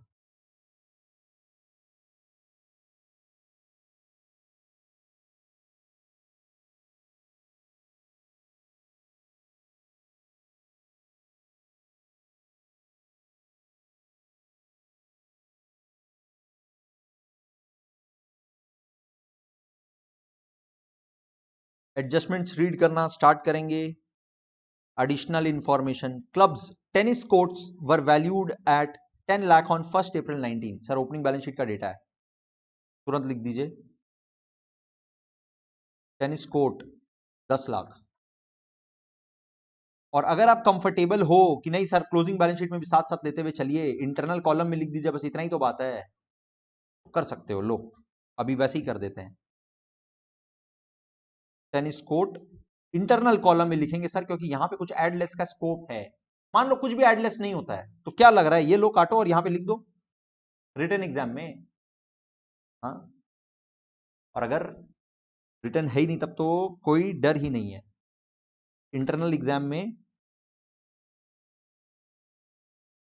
क्या हुआ, टेनिस कोर्ट यहां पे इंटरनल कॉलम में लिख दिए 10 लाख। नेक्स्ट पर्टिकुलर्स, ये ओपनिंग है, फर्स्ट वाला कॉलम फिर क्लोजिंग है, केयरफुल है ना, ये इंटरचेंज होता रहता है तो यहां पे बहुत ध्यान देना होता है। टेनिस बॉल इन हैंड, ये जो टेनिस बॉल इन हैंड है ना, ये स्पोर्ट्स मटेरियल है, राइट। सर बोल रहा है ओपनिंग था पहले 4,000, ये ओपनिंग बैलेंस शीट में जाएगा, ये क्लोजिंग बैलेंस शीट में जाएगा, और साथ साथ में स्पोर्ट्स मटेरियल कंज्यूम्ड वाला काम भी कर लेंगे। ठीक है, आइए सर पहले तो ओपनिंग और क्लोजिंग बैलेंस शीट में दिखाने वाला काम आप कर दीजिए। क्लोजिंग बैलेंस शीट में सीधा सीधा असेट साइड में लिख दीजिए टेनिस बॉल्स, स्पोर्ट्स मटेरियल है ये 4,000, और क्लोजिंग बैलेंस शीट में भी टेनिस बॉल्स 9,000। 4,000 और 9,000 दिया हुआ था, लिख दिए। इनकम एंड एक्सपेंडिचर अकाउंट में आ जाओ सर, एक्सपेंडिचर साइड में देखें एक मिनट क्या दिया हुआ है। परचेज ऑफ टेनिस बॉल दिया हुआ है गाइस, मतलब ये पेमेंट हुआ है 40,000। ठीक है, फॉर टेनिस बॉल्स। नीचे आइए थोड़ा सा सर, नीचे इंफॉर्मेशन दिया हुआ है, क्रेडिटर फॉर टेनिस इक्विपमेंट दिया हुआ है। ओके, टेनिस इक्विपमेंट सर अलग है, टेनिस बॉल्स अलग है, टेनिस इक्विपमेंट्स अलग है। अभी यहां पर अपने फोकस कर रहे हैं सिर्फ टेनिस बॉल्स पे, तो टेनिस बॉल्स का सर और कोई इंफॉर्मेशन नहीं दिया हुआ दिख रहा है गाइस, बहुत ध्यान से देखो। टेनिस बॉल का और कोई इंफॉर्मेशन नीचे नहीं दिख रहा है, सिर्फ tennis ball in hand, opening stock closing stock दिया हुआ है। ठीक है, क्रेडिटर नहीं है सर, ड्यूरिंग द ईयर सीधा परचेज दिया हुआ है, कोई क्रेडिटर से लेना देना नहीं है, सीधा परचेजेस ऑफ टेनिस बॉल दे दिया, वही परचेज किया वही पेमेंट हुआ।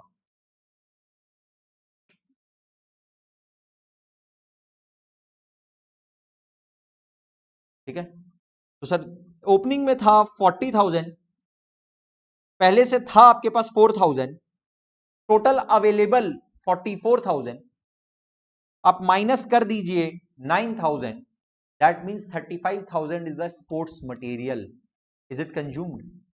एक बार थोड़ा सा ध्यान से चेक करो, जब देखेंगे ना तो पूरा चेक करेंगे। सर यहाँ पे ये टेनिस इक्विपमेंट का बात कर रहा है, रिपेयरिंग ऑफ टेनिस कोर्ट का बात करेगा, न्यू कोर्ट का बात करेगा, सन्ड्री एक्सपेंसेस। आओ इधर, subscription, sale of tennis equipment आने वाला है, court hire, sale of tennis balls.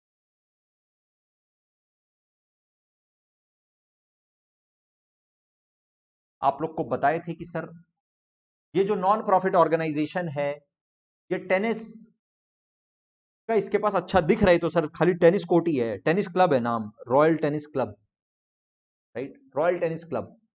तो यहां पर आप जाकर के टेनिस खेलेंगे, टेनिस का कोर्ट है, टेनिस का इक्विपमेंट्स है, यस, एंड उसके बाद टेनिस बॉल्स वगैरह है ही।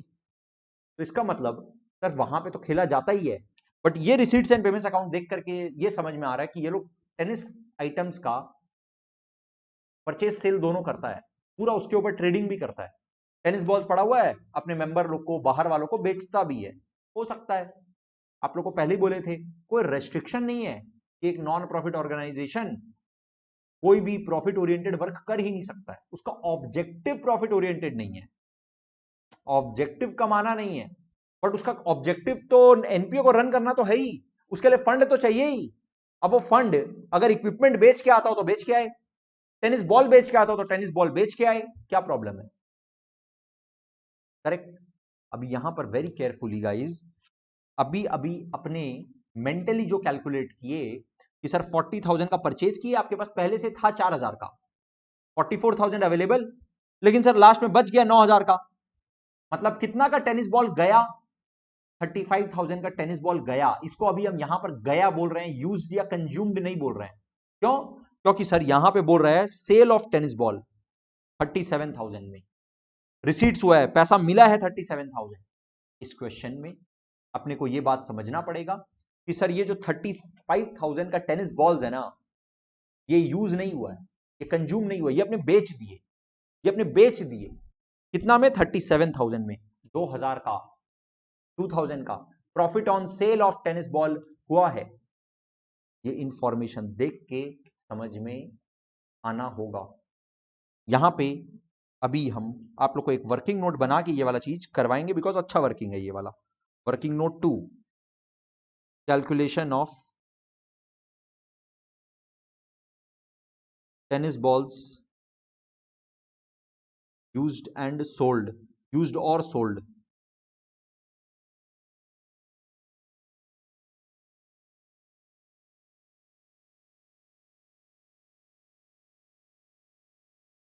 परचेज है बोल रहा है 40,000, इसमें ऐड कर देंगे ओपनिंग, या पहले आप ओपनिंग लिख सकते थे, no problem.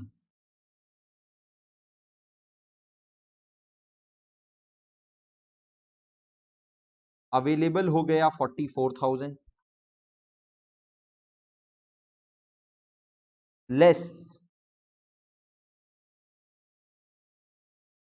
closing stock of tennis balls is 9,000, therefore tennis balls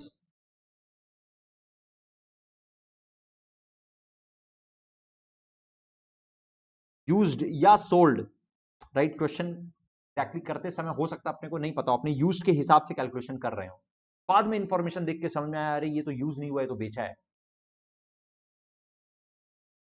right? हाँ, अब ना यहां पर क्वेश्चन ये आ रहा है, आ सकता है, अगर नहीं आ रहा है अभी तक आपके दिमाग में, कि सर इसका मतलब एक रॉयल टेनिस क्लब में क्या ड्यूरिंग द ईयर कोई टेनिस बॉल यूज नहीं हुआ है क्या? आप ये पूरा का पूरा 35,000 को आप बोल रहे हैं कि सर सोल्ड मान लो, 35,000 का आइटम 37 में सोल्ड है, सोल्ड एट 37,000, तो आप बोल रहे हैं profit on sale of tennis ball कितना? 2,000। आप बोल रहे हैं profit on sale of tennis ball, इसका मतलब आप ये बोलना चाह रहे हैं कि सर कंज्यूम कुछ नहीं है, यूज कुछ नहीं हुआ है। यूज हुआ होगा, यूज हुआ होगा, हो सकता है मेंबर लोग अपना खुद का टेनिस बॉल लाता हो, क्या मतलब है अपने को? हाँ, अपने को इसका ऑडिट करना है क्या? इसमें कोई अकाउंटिंग मिस्टेक नहीं है, आप चेक करो, ध्यान से समझना। मान लो इस 35,000 में से, गाइस बहुत ध्यान से सुनना, ये वाला क्वेश्चन आप लोग के दिमाग में अराइज नहीं होगा। 35,000 में से मान लो 5,000 का यूज हुआ है, यूज्ड, और बाकी 30,000 का ही खाली सेल हुआ है।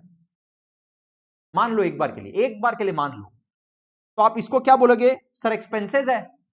और अब आपका प्रॉफिट कितना आ जाएगा? 7,000। तो एक तरफ आप बोलोगे एक्सपेंस 5,000 और इनकम 7,000, नेट में इनकम कितना? नेट में इनकम कितना? 2,000। गाइस प्लीज इस चीज को चेक करो, सो दैट आपके दिमाग में ये क्वेश्चन नहीं आए, आपको ये बात पता चले कि सर इससे क्या फर्क पड़ता है ना? क्वेश्चन अपने को इंफॉर्मेशन दिया भी नहीं और अपने को फर्क पड़ता भी नहीं है। मान लो इसमें से 20,000 का यूज हो गया, खाली 15,000 का माल बेचा है 37,000 में, कर लो नेट ऑफ करके देख लो 2,000 ही आएगा। अपने को कैसे सोचना है कि सर कितना का टेनिस बॉल गया और टेनिस बॉल से आया कितना। 35,000 का टेनिस बॉल गया, अब कितना का ही बेचा हो, कितना यूज किया हो, क्या मतलब है। गया 35,000 का और आया 37,000, नेट में 2,000 का profit on sale of tennis ball बोल सकते हैं, प्रॉफिट ऑन सेल और कंजम्पशन ऑफ टेनिस बॉल बोल सकते हैं। हो सकता है ये प्रॉफिट एक्चुअल में ज्यादा हुआ हो और कुछ तो कंज्यूम हो गया हो, तो वो नेट करके तो सर 2,000 का ही प्रॉफिट आएगा ना। गाइस इस चीज को ऑब्जर्व करो, कंफर्म करो, यस सर, आगे बढ़ेंगे। Can we move on from this. मान लो, चलो एक बार मान लो आप ऐसा करते, एक बार गाइस प्लीज मेरे साथ थोड़ा सा कोऑपरेट करना। यहां पे से फॉर एग्जांपल आप बोलते कि सर 35,000 का आप तो बोले थे कंजम्पशन एक्सपेंस होता है, हम लोग पूरा यहां 35,000 लिखेंगे, लिख दो। फिर 37,000 को यहां पे इनकम लिख दो। सेम चीज हो रहा है क्या, 2,000 का इनकम आ रहा है क्या। अगर ऐसा करोगे ना तो भी मार्क्स नहीं कटेगा, बट मोस्ट अप्रोप्रिएट जो है ना वो बता रहे हैं। जनरली क्या होता है, जनरली इनकम और एक्सपेंस दोनों होता है ना, तो उसको नेट करके बता दिया जाता है एक नॉन प्रॉफिट ऑर्गेनाइजेशन में। आप लोगों को क्या बोले थे सुनना, जैसे अभी अभी अपने एक क्वेश्चन देखे, अपने को क्या दिया हुआ था रिसीट्स एंड पेमेंट्स अकाउंट्स में, अपने को डायरेक्टली दे दिया था surplus from cultural programme. Guys please understand, अरे वो सरप्लस फ्रॉम कल्चरल प्रोग्राम जो हुआ था वो वाला नॉन प्रॉफिट ऑर्गेनाइजेशन, इसके पहले वाले सम में देखो, यहां पे जो अपने ये लिखे ना, ये देखो ये वाला जो लिखे आइटम 8,200 का सरप्लस फ्रॉम कल्चरल प्रोग्राम, ये जो कल्चरल प्रोग्राम हुआ इसमें क्या पता कितना ही तरह का इनकम आया था और कितना ही तरह का खर्चा हुआ था। कल्चरल प्रोग्राम में अलग अलग गेस्ट आए, गेस्ट लोग के लिए अरेंजमेंट हुआ, अलग से सिक्योरिटी गार्ड वगैरह को रखा होगा, अलग से नाश्ता पानी का इंतजाम किया होगा, खर्चा किया होगा, उन लोग से टिकट का पैसा लिया होगा, उन लोग से शो का कोई अलग से पैसा लिया होगा, उन लोग से कोई मैगजीन्स वगैरह कोई अलग पीरियोडिकल्स वगैरह बेचा होगा, उससे पैसा लिया होगा। क्या मतलब है, नेट में बताओ ना उस कल्चरल प्रोग्राम का नेट रिजल्ट क्या है। टेनिस बॉल खरीद के बेचा, नेट रिजल्ट बताओ ना। इनकम एंड एक्सपेंडिचर अकाउंट में नेट बात बताने का प्रैक्टिस होता है। आप अपने एग्जाम में अगर दोनों साइड भी दिखाओगे तो मार्क्स नहीं कटेगा।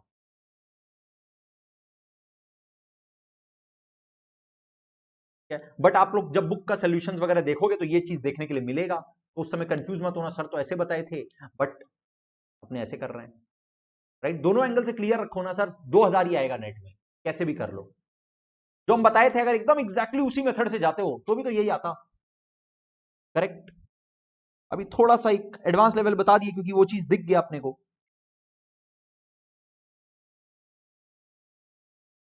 और इसमें कुछ एडवांस लेवल है क्या, सच लग रहा है क्या कोई एडवांस लेवल, नहीं ना, सिंपल है ना, सिंपल है सर। यहां पे आप सिंपल इसको 2,000 का आप profit on sale of tennis ball बोले ना, तो हम लोग लिख देंगे सीधा सीधा इनकम एंड एक्सपेंडिचर अकाउंट में हम लोग आएंगे और यहां पे सीधे लिख देंगे by profit on sale of tennis balls 2,000 is it.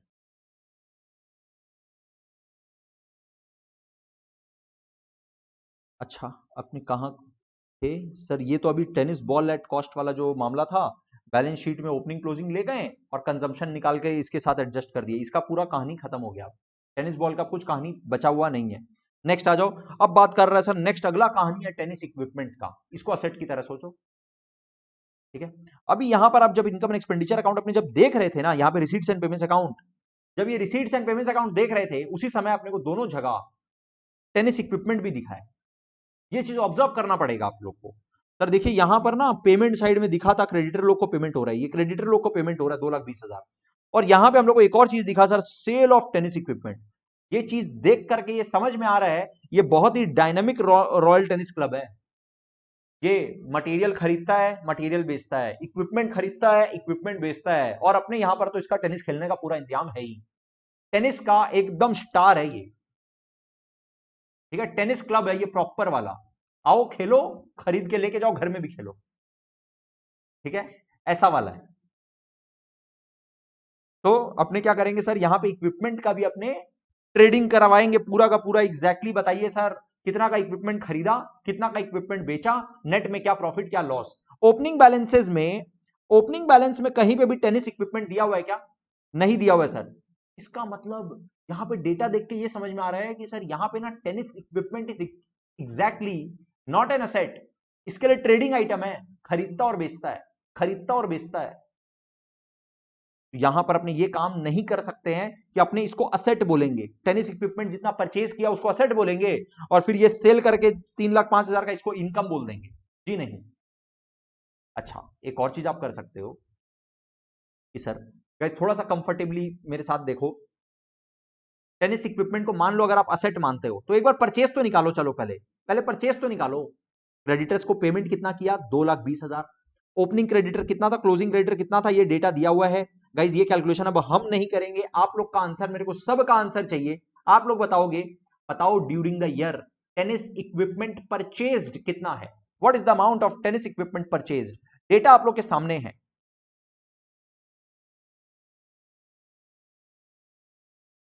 तो हम थोड़ा सा क्लीन कर देते हैं आप लोग के लिए, सो दैट अगर आप लोग स्क्रीन के थ्रू खाली देख रहे हो तो भी आप लोग को क्लियरली दिख जाए।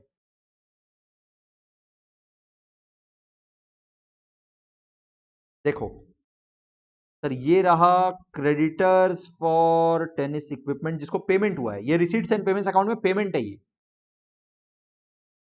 और आपका ओपनिंग क्रेडिटर 40 था, क्लोजिंग क्रेडिटर 30 है। इसको सर ऑब्वियसली अपने बैलेंस शीट में लेके जाएंगे, बट एक बार प्लीज मेरे को पहले परचेज ऑफ ऑफिस इक्विपमेंट का अमाउंट बता दो, और कोई भी डेटा अपने को ऑफिस इक्विपमेंट के परचेज से रिलेटेड नहीं दिया हुआ।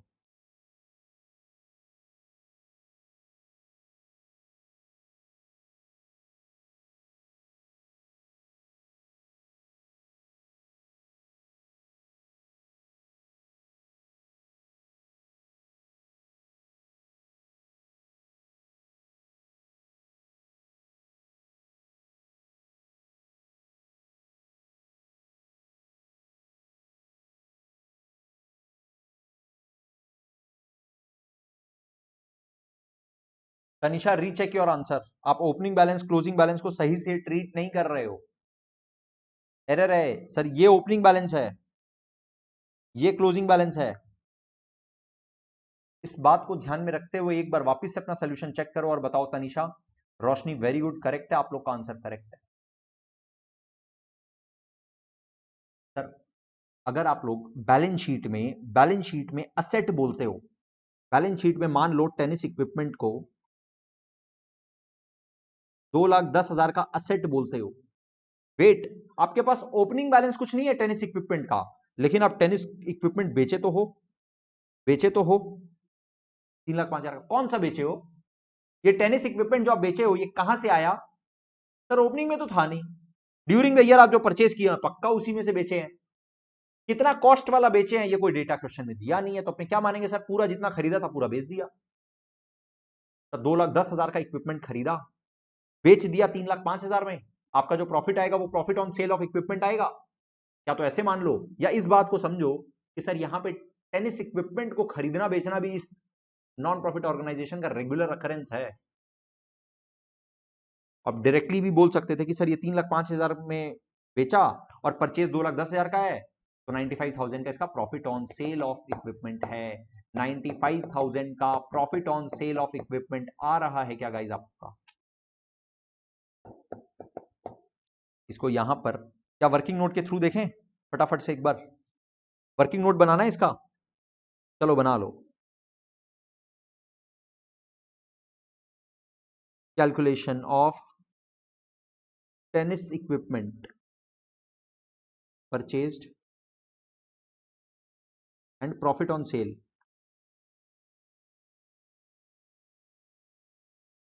सर पेमेंट टू क्रेडिटर तो आप बता दीजिए पहले,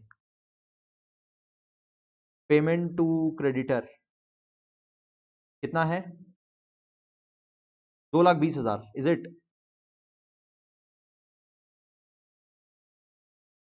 पेमेंट हुआ है 2,20,000, उसमें आप ऐड कर दीजिए क्लोजिंग वाला,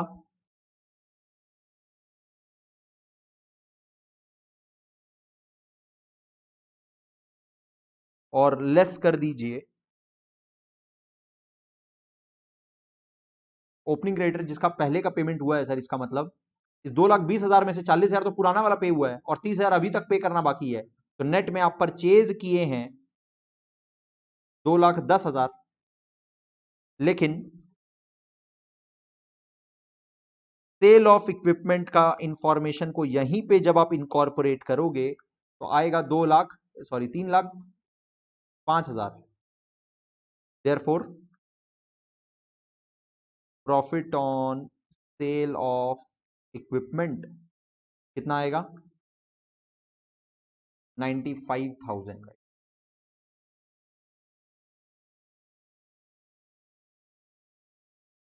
इस 95,000 को सिंपली आप इनकम एंड एक्सपेंडिचर अकाउंट में पहले दिखा देते हैं। चलो,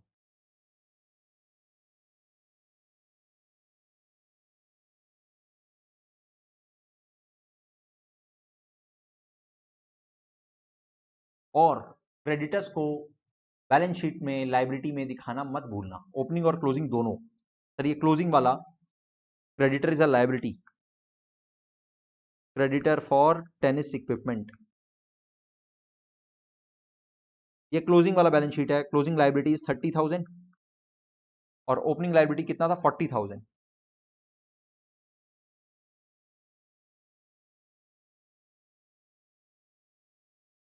अब जाकर के ये वाला एडजस्टमेंट खत्म हो गया। चलो नेक्स्ट आइटम देखें, सब्सक्रिप्शन आउटस्टैंडिंग। सब्सक्रिप्शन आउटस्टैंडिंग का भी इंफॉर्मेशन दिया हुआ और नीचे देखिए एक लाइन भी सब्सक्रिप्शन के ऊपर ही दिया हुआ है। मतलब अब जो इंफॉर्मेशन है खाली सब्सक्रिप्शन का है, बाकी रिसीट्स एंड पेमेंट्स अकाउंट में फिर आ जाइएगा। सब्सक्रिप्शन पहले तो आउटस्टैंडिंग को सर आप क्या करिए, असेट में दिखा दीजिए दोनों साल, ठीक है? दोनों साल का पहले असेट्स में दिखा दीजिए, 20,000 ओपनिंग, 35,000 क्लोजिंग।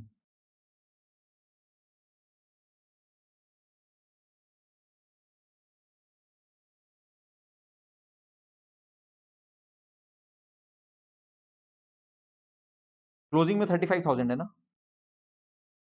हाँ, क्लोजिंग में 35,000 है गाइस, और 20,000 ओपनिंग में है। अब यहां पे नीचे एक और लाइन क्या बोला हुआ है देख लेते हैं। बोला subscription still in arrear for 18-19, 4,000। बोला गाइस बहुत ध्यान से देखो, ये वाला जो क्लोजिंग वाला जो आउटस्टैंडिंग सब्सक्रिप्शन है ना, इसमें एक 18-19 वाला अभी तक चले आ रहा है। कितना? 4,000।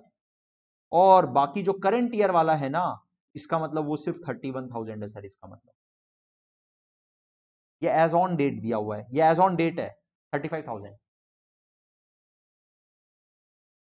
एक बार शांति से आराम से एक और बात को देखो यहां पे सर, ये जो बैलेंस शीट है ना 31 मार्च 20 वाला, यहां पे जो आप आउटस्टैंडिंग सब्सक्रिप्शन लिखे हैं ना 35,000, इसमें कुछ प्रीवियस ईयर वाला भी है और कुछ करंट ईयर वाला भी है। क्वेश्चन ये अपने को लाइन में अलग से लिख के दिया हुआ है कि still outstanding is 4,000 of the 18-19। 18-19 का सर कितना बाकी था? 20,000 बाकी था। देखो ओपनिंग बैलेंस शीट में लिख भी दिए, 20,000 बाकी था। इसमें से खाली 16,000 ही अभी तक मिला, 4,000 अभी तक मिलना बाकी है, और ये 4,000 यहां पर इंक्लूडेड है 35,000।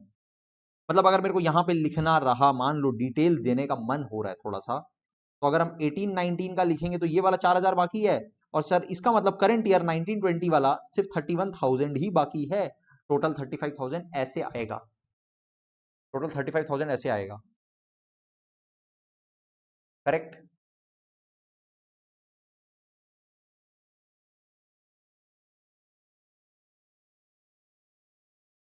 राइट? ये जो 20,000 था इसमें से 4,000 अभी तक मिलना बाकी है, ये वाला लाइन अपने को दे दिया।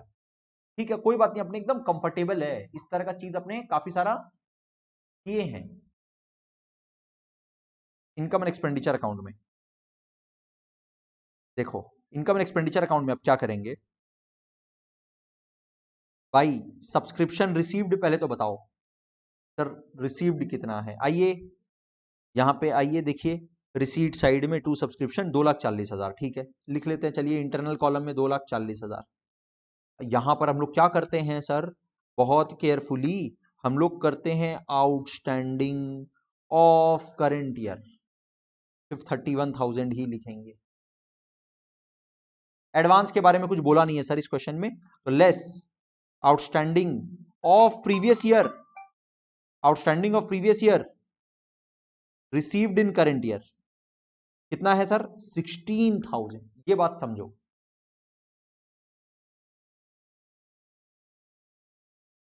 समझो क्या सर, अपने बहुत सारा सम प्रैक्टिस किए हैं इसके ऊपर, अभी समझना नहीं है, वापिस से रिकॉल करना है। यही तो करते थे सर, यही तो करते थे। हाउएवर आंसर सेम आएगा अदर मेथड से भी। It is advisable and suggested कि आप ऐसे ही करिए। आप अगर यहां पे 35 लिख देते, यहां 20 लिख देते, तो आंसर तो सेम आता, बट आपको इसी तरह से करना होगा। आउटस्टैंडिंग ऑफ करंट ईयर कितना है, और फिर outstanding of previous year received in current year is only 16,000। Sir outstanding तो था लास्ट ईयर में 20,000, बट करंट ईयर में रिसीव खाली 16 हुआ है, क्योंकि 4 तो अभी तक बाकी है, मालूम है अपने को। और सर एज ऑन डेट बाकी तो है 35, लेकिन उसमें से of current year for the period current year is only 31,000। खाली यही ऐड करेंगे और खाली 16,000 ही लेस करेंगे। मेरे को बताओ नेट में 2,55,000 आ रहा है क्या?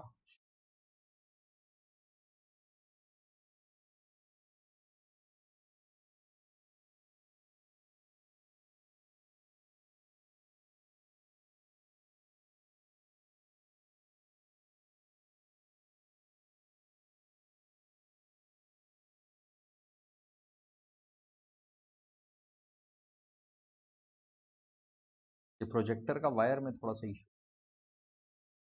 तो अब क्या होता है कि आज हम ये स्क्रीन लॉक कर दिए थे, ऐसे करने का वो अलाउ नहीं कर रहा था, तो हम यहीं पे आके लिख रहे थे।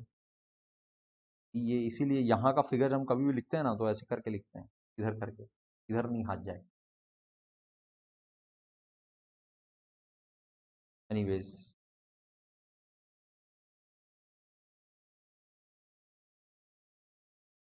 2,55,000 आ गया। अब और क्या दिया हुआ है सर इन्फॉर्मेशन, सब्सक्रिप्शन का काम खत्म हो गया, बैलेंस शीट में भी ले जा चुके, इनकम एंड एक्सपेंडिचर अकाउंट में भी आ चुका। सर अब हार्डली तो कोई आइटम बचा है अब रिसीट्स एंड पेमेंट्स अकाउंट में। ओपनिंग कैश क्लोजिंग कैश ले जाइए, opening cash closing cash opening balance sheet closing balance sheet में ले जाइए, 1,02,000 और 1,32,000। अच्छा कैश एट बैंक है, कैश इन हैंड नहीं है, मतलब बैंक का बैलेंस, ओपनिंग 1,02,000, क्लोजिंग 1,32,000।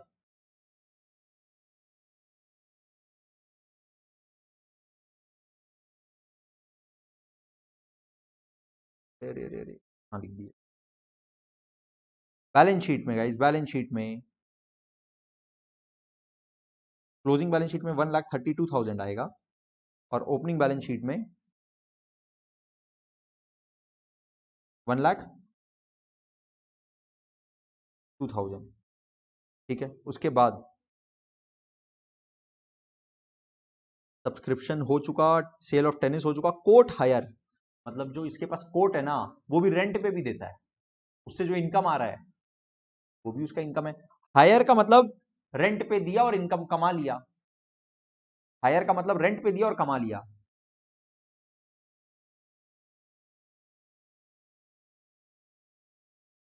ओके हाँ, ये आज का लास्ट सम है, तो अगर किसी का ये आंसर करेक्ट आ चुका है then it's fine, can leave. तो to court hire 27,000।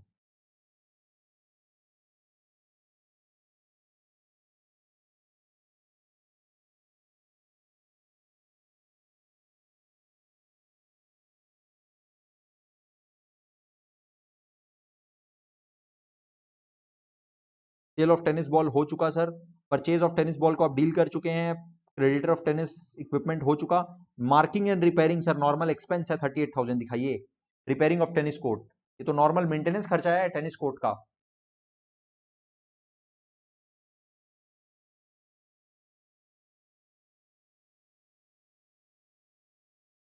Construction of new court 2,50,000 sir, ये एडिशनल एक्सपेंडिचर कैपिटल एक्सपेंडिचर है, असेट के साथ ऐड होगा। ऑलरेडी जो आपका टेनिस कोर्ट है उसमें ऐड कर दो 2,50,000। बैलेंस शीट में आइए, ऐड कंस्ट्रक्शन नया वाला का 2,50,000। इसको अब आप पूरा एक साथ बोलिए। सर कोई डेप्रिसिएशन का बात किया नहीं है, नहीं तो नीचे बोल देता, कुछ बोला तो है नहीं, इसका मतलब कोई डेप्रिसिएशन का चक्कर है नहीं। अब पूरा 12,50,000 को यहाँ पे लिख दीजिए। और क्या है, कंस्ट्रक्शन हो गया सर। सन्ड्री एक्सपेंसेस है लास्ट आइटम 31,000। बस आंसर बताओ।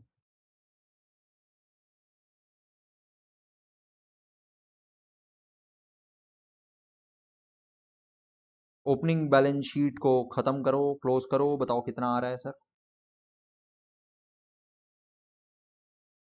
Opening capital fund balancing figure,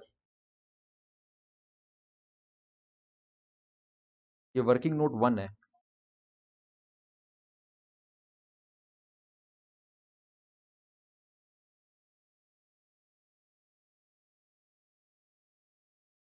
three lakh तो हो ही नहीं सकता, 10 लाख का तो टेनिस कोर्ट है। I am talking about income and expenditure account. पहले छोड़ो, पहले मेरे को ओपनिंग कैपिटल फंड बता दो। अच्छा पहले वैसे इनकम एंड एक्सपेंडिचर अकाउंट भी कर सकते हो, देयर इज नो प्रॉब्लम।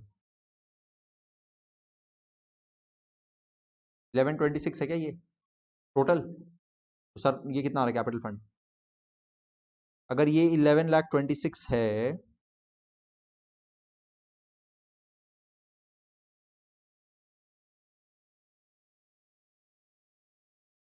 10,86,000 आ रहा है क्या? हाँ, is it coming 10,86,000 guys? Please confirm fast. Waiting for the response guys, फटाफट बताओ क्या 10,86,000 आ रहा है? अगर हाँ तो यहाँ पे जो कैपिटल फंड आएगा,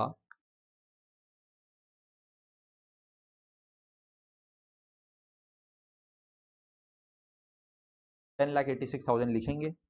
ऐड अपना सरप्लस या लेस डेफिसिट हो सकता है। इनकम एंड एक्सपेंडिचर अकाउंट में अब आएंगे। इनकम साइड का मेरे को पहले टोटल बता दो। 3 लाख, चेक करो चेक करो।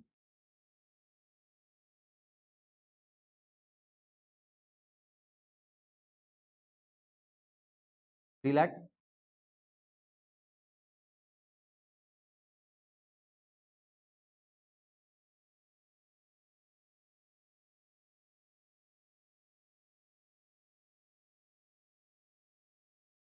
गाइस कंफर्म करते हुए चलना आंसर्स। क्या 3,10,000 आएगा क्या surplus?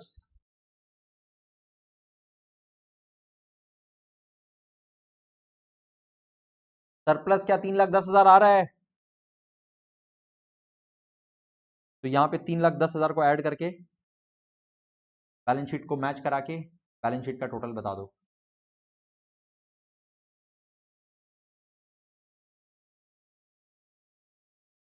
Okay,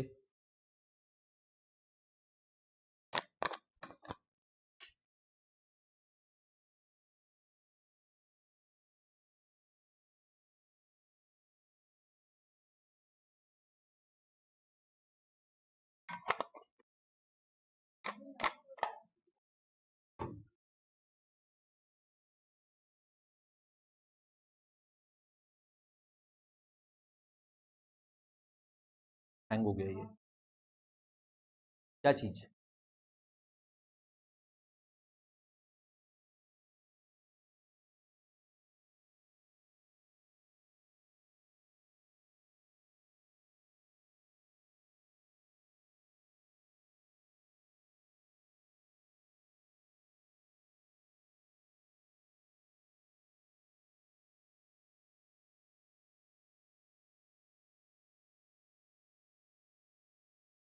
balance sheet total match हो रहा है?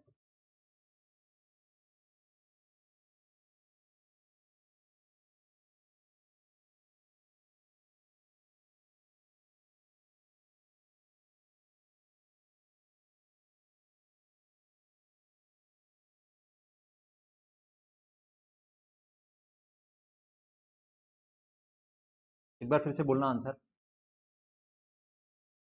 गाइज यहां पे सरप्लस आया है 3,10,000 और बैलेंस शीट में अपने ये सरप्लस को ऐड कर देंगे। क्लोजिंग बैलेंस शीट का जो टोटल आएगा वो कितना आएगा? 14,26,000। 14,26,000 इज द बैलेंस शीट का टोटल, क्लोजिंग बैलेंस शीट का टोटल। ठीक है, आप लोग एक बार अपने आप खुद से फिर से एक बार ट्राई करिए, इस आंसर पे अराइव करिए, करेक्ट आंसर है। और जो लास्ट क्लास का होमवर्क था उसी में जो क्वेश्चन नंबर 30, 31, 32 अपना डिस्कस करना बाकी रह गया, यही आपका कंटिन्यूड होमवर्क है। अच्छा, हम गलती से ओपनिंग बैलेंस शीट में वो लिख दिए क्या 9000, 4000 और 9000? रोशनी, वो जो 9000 लिखे हैं ना, वो क्लोजिंग बैलेंस शीट में लिखे हैं और वो उसी में लिखना है। और क्लोजिंग बैलेंस शीट में 9000 लिखना था, उसमें 9000 ही लिखे हैं। ओपनिंग बैलेंस शीट में 4000 लिखना था, 4000 ही लिखे हैं। ठीक है, आप अपने हिसाब से आंसर पे अराइव करिए। 14,26,000 इज द बैलेंस शीट का टोटल। All right, see you in the next class guys. Tata, bye bye. Next class कब है अपना? थर्सडे को।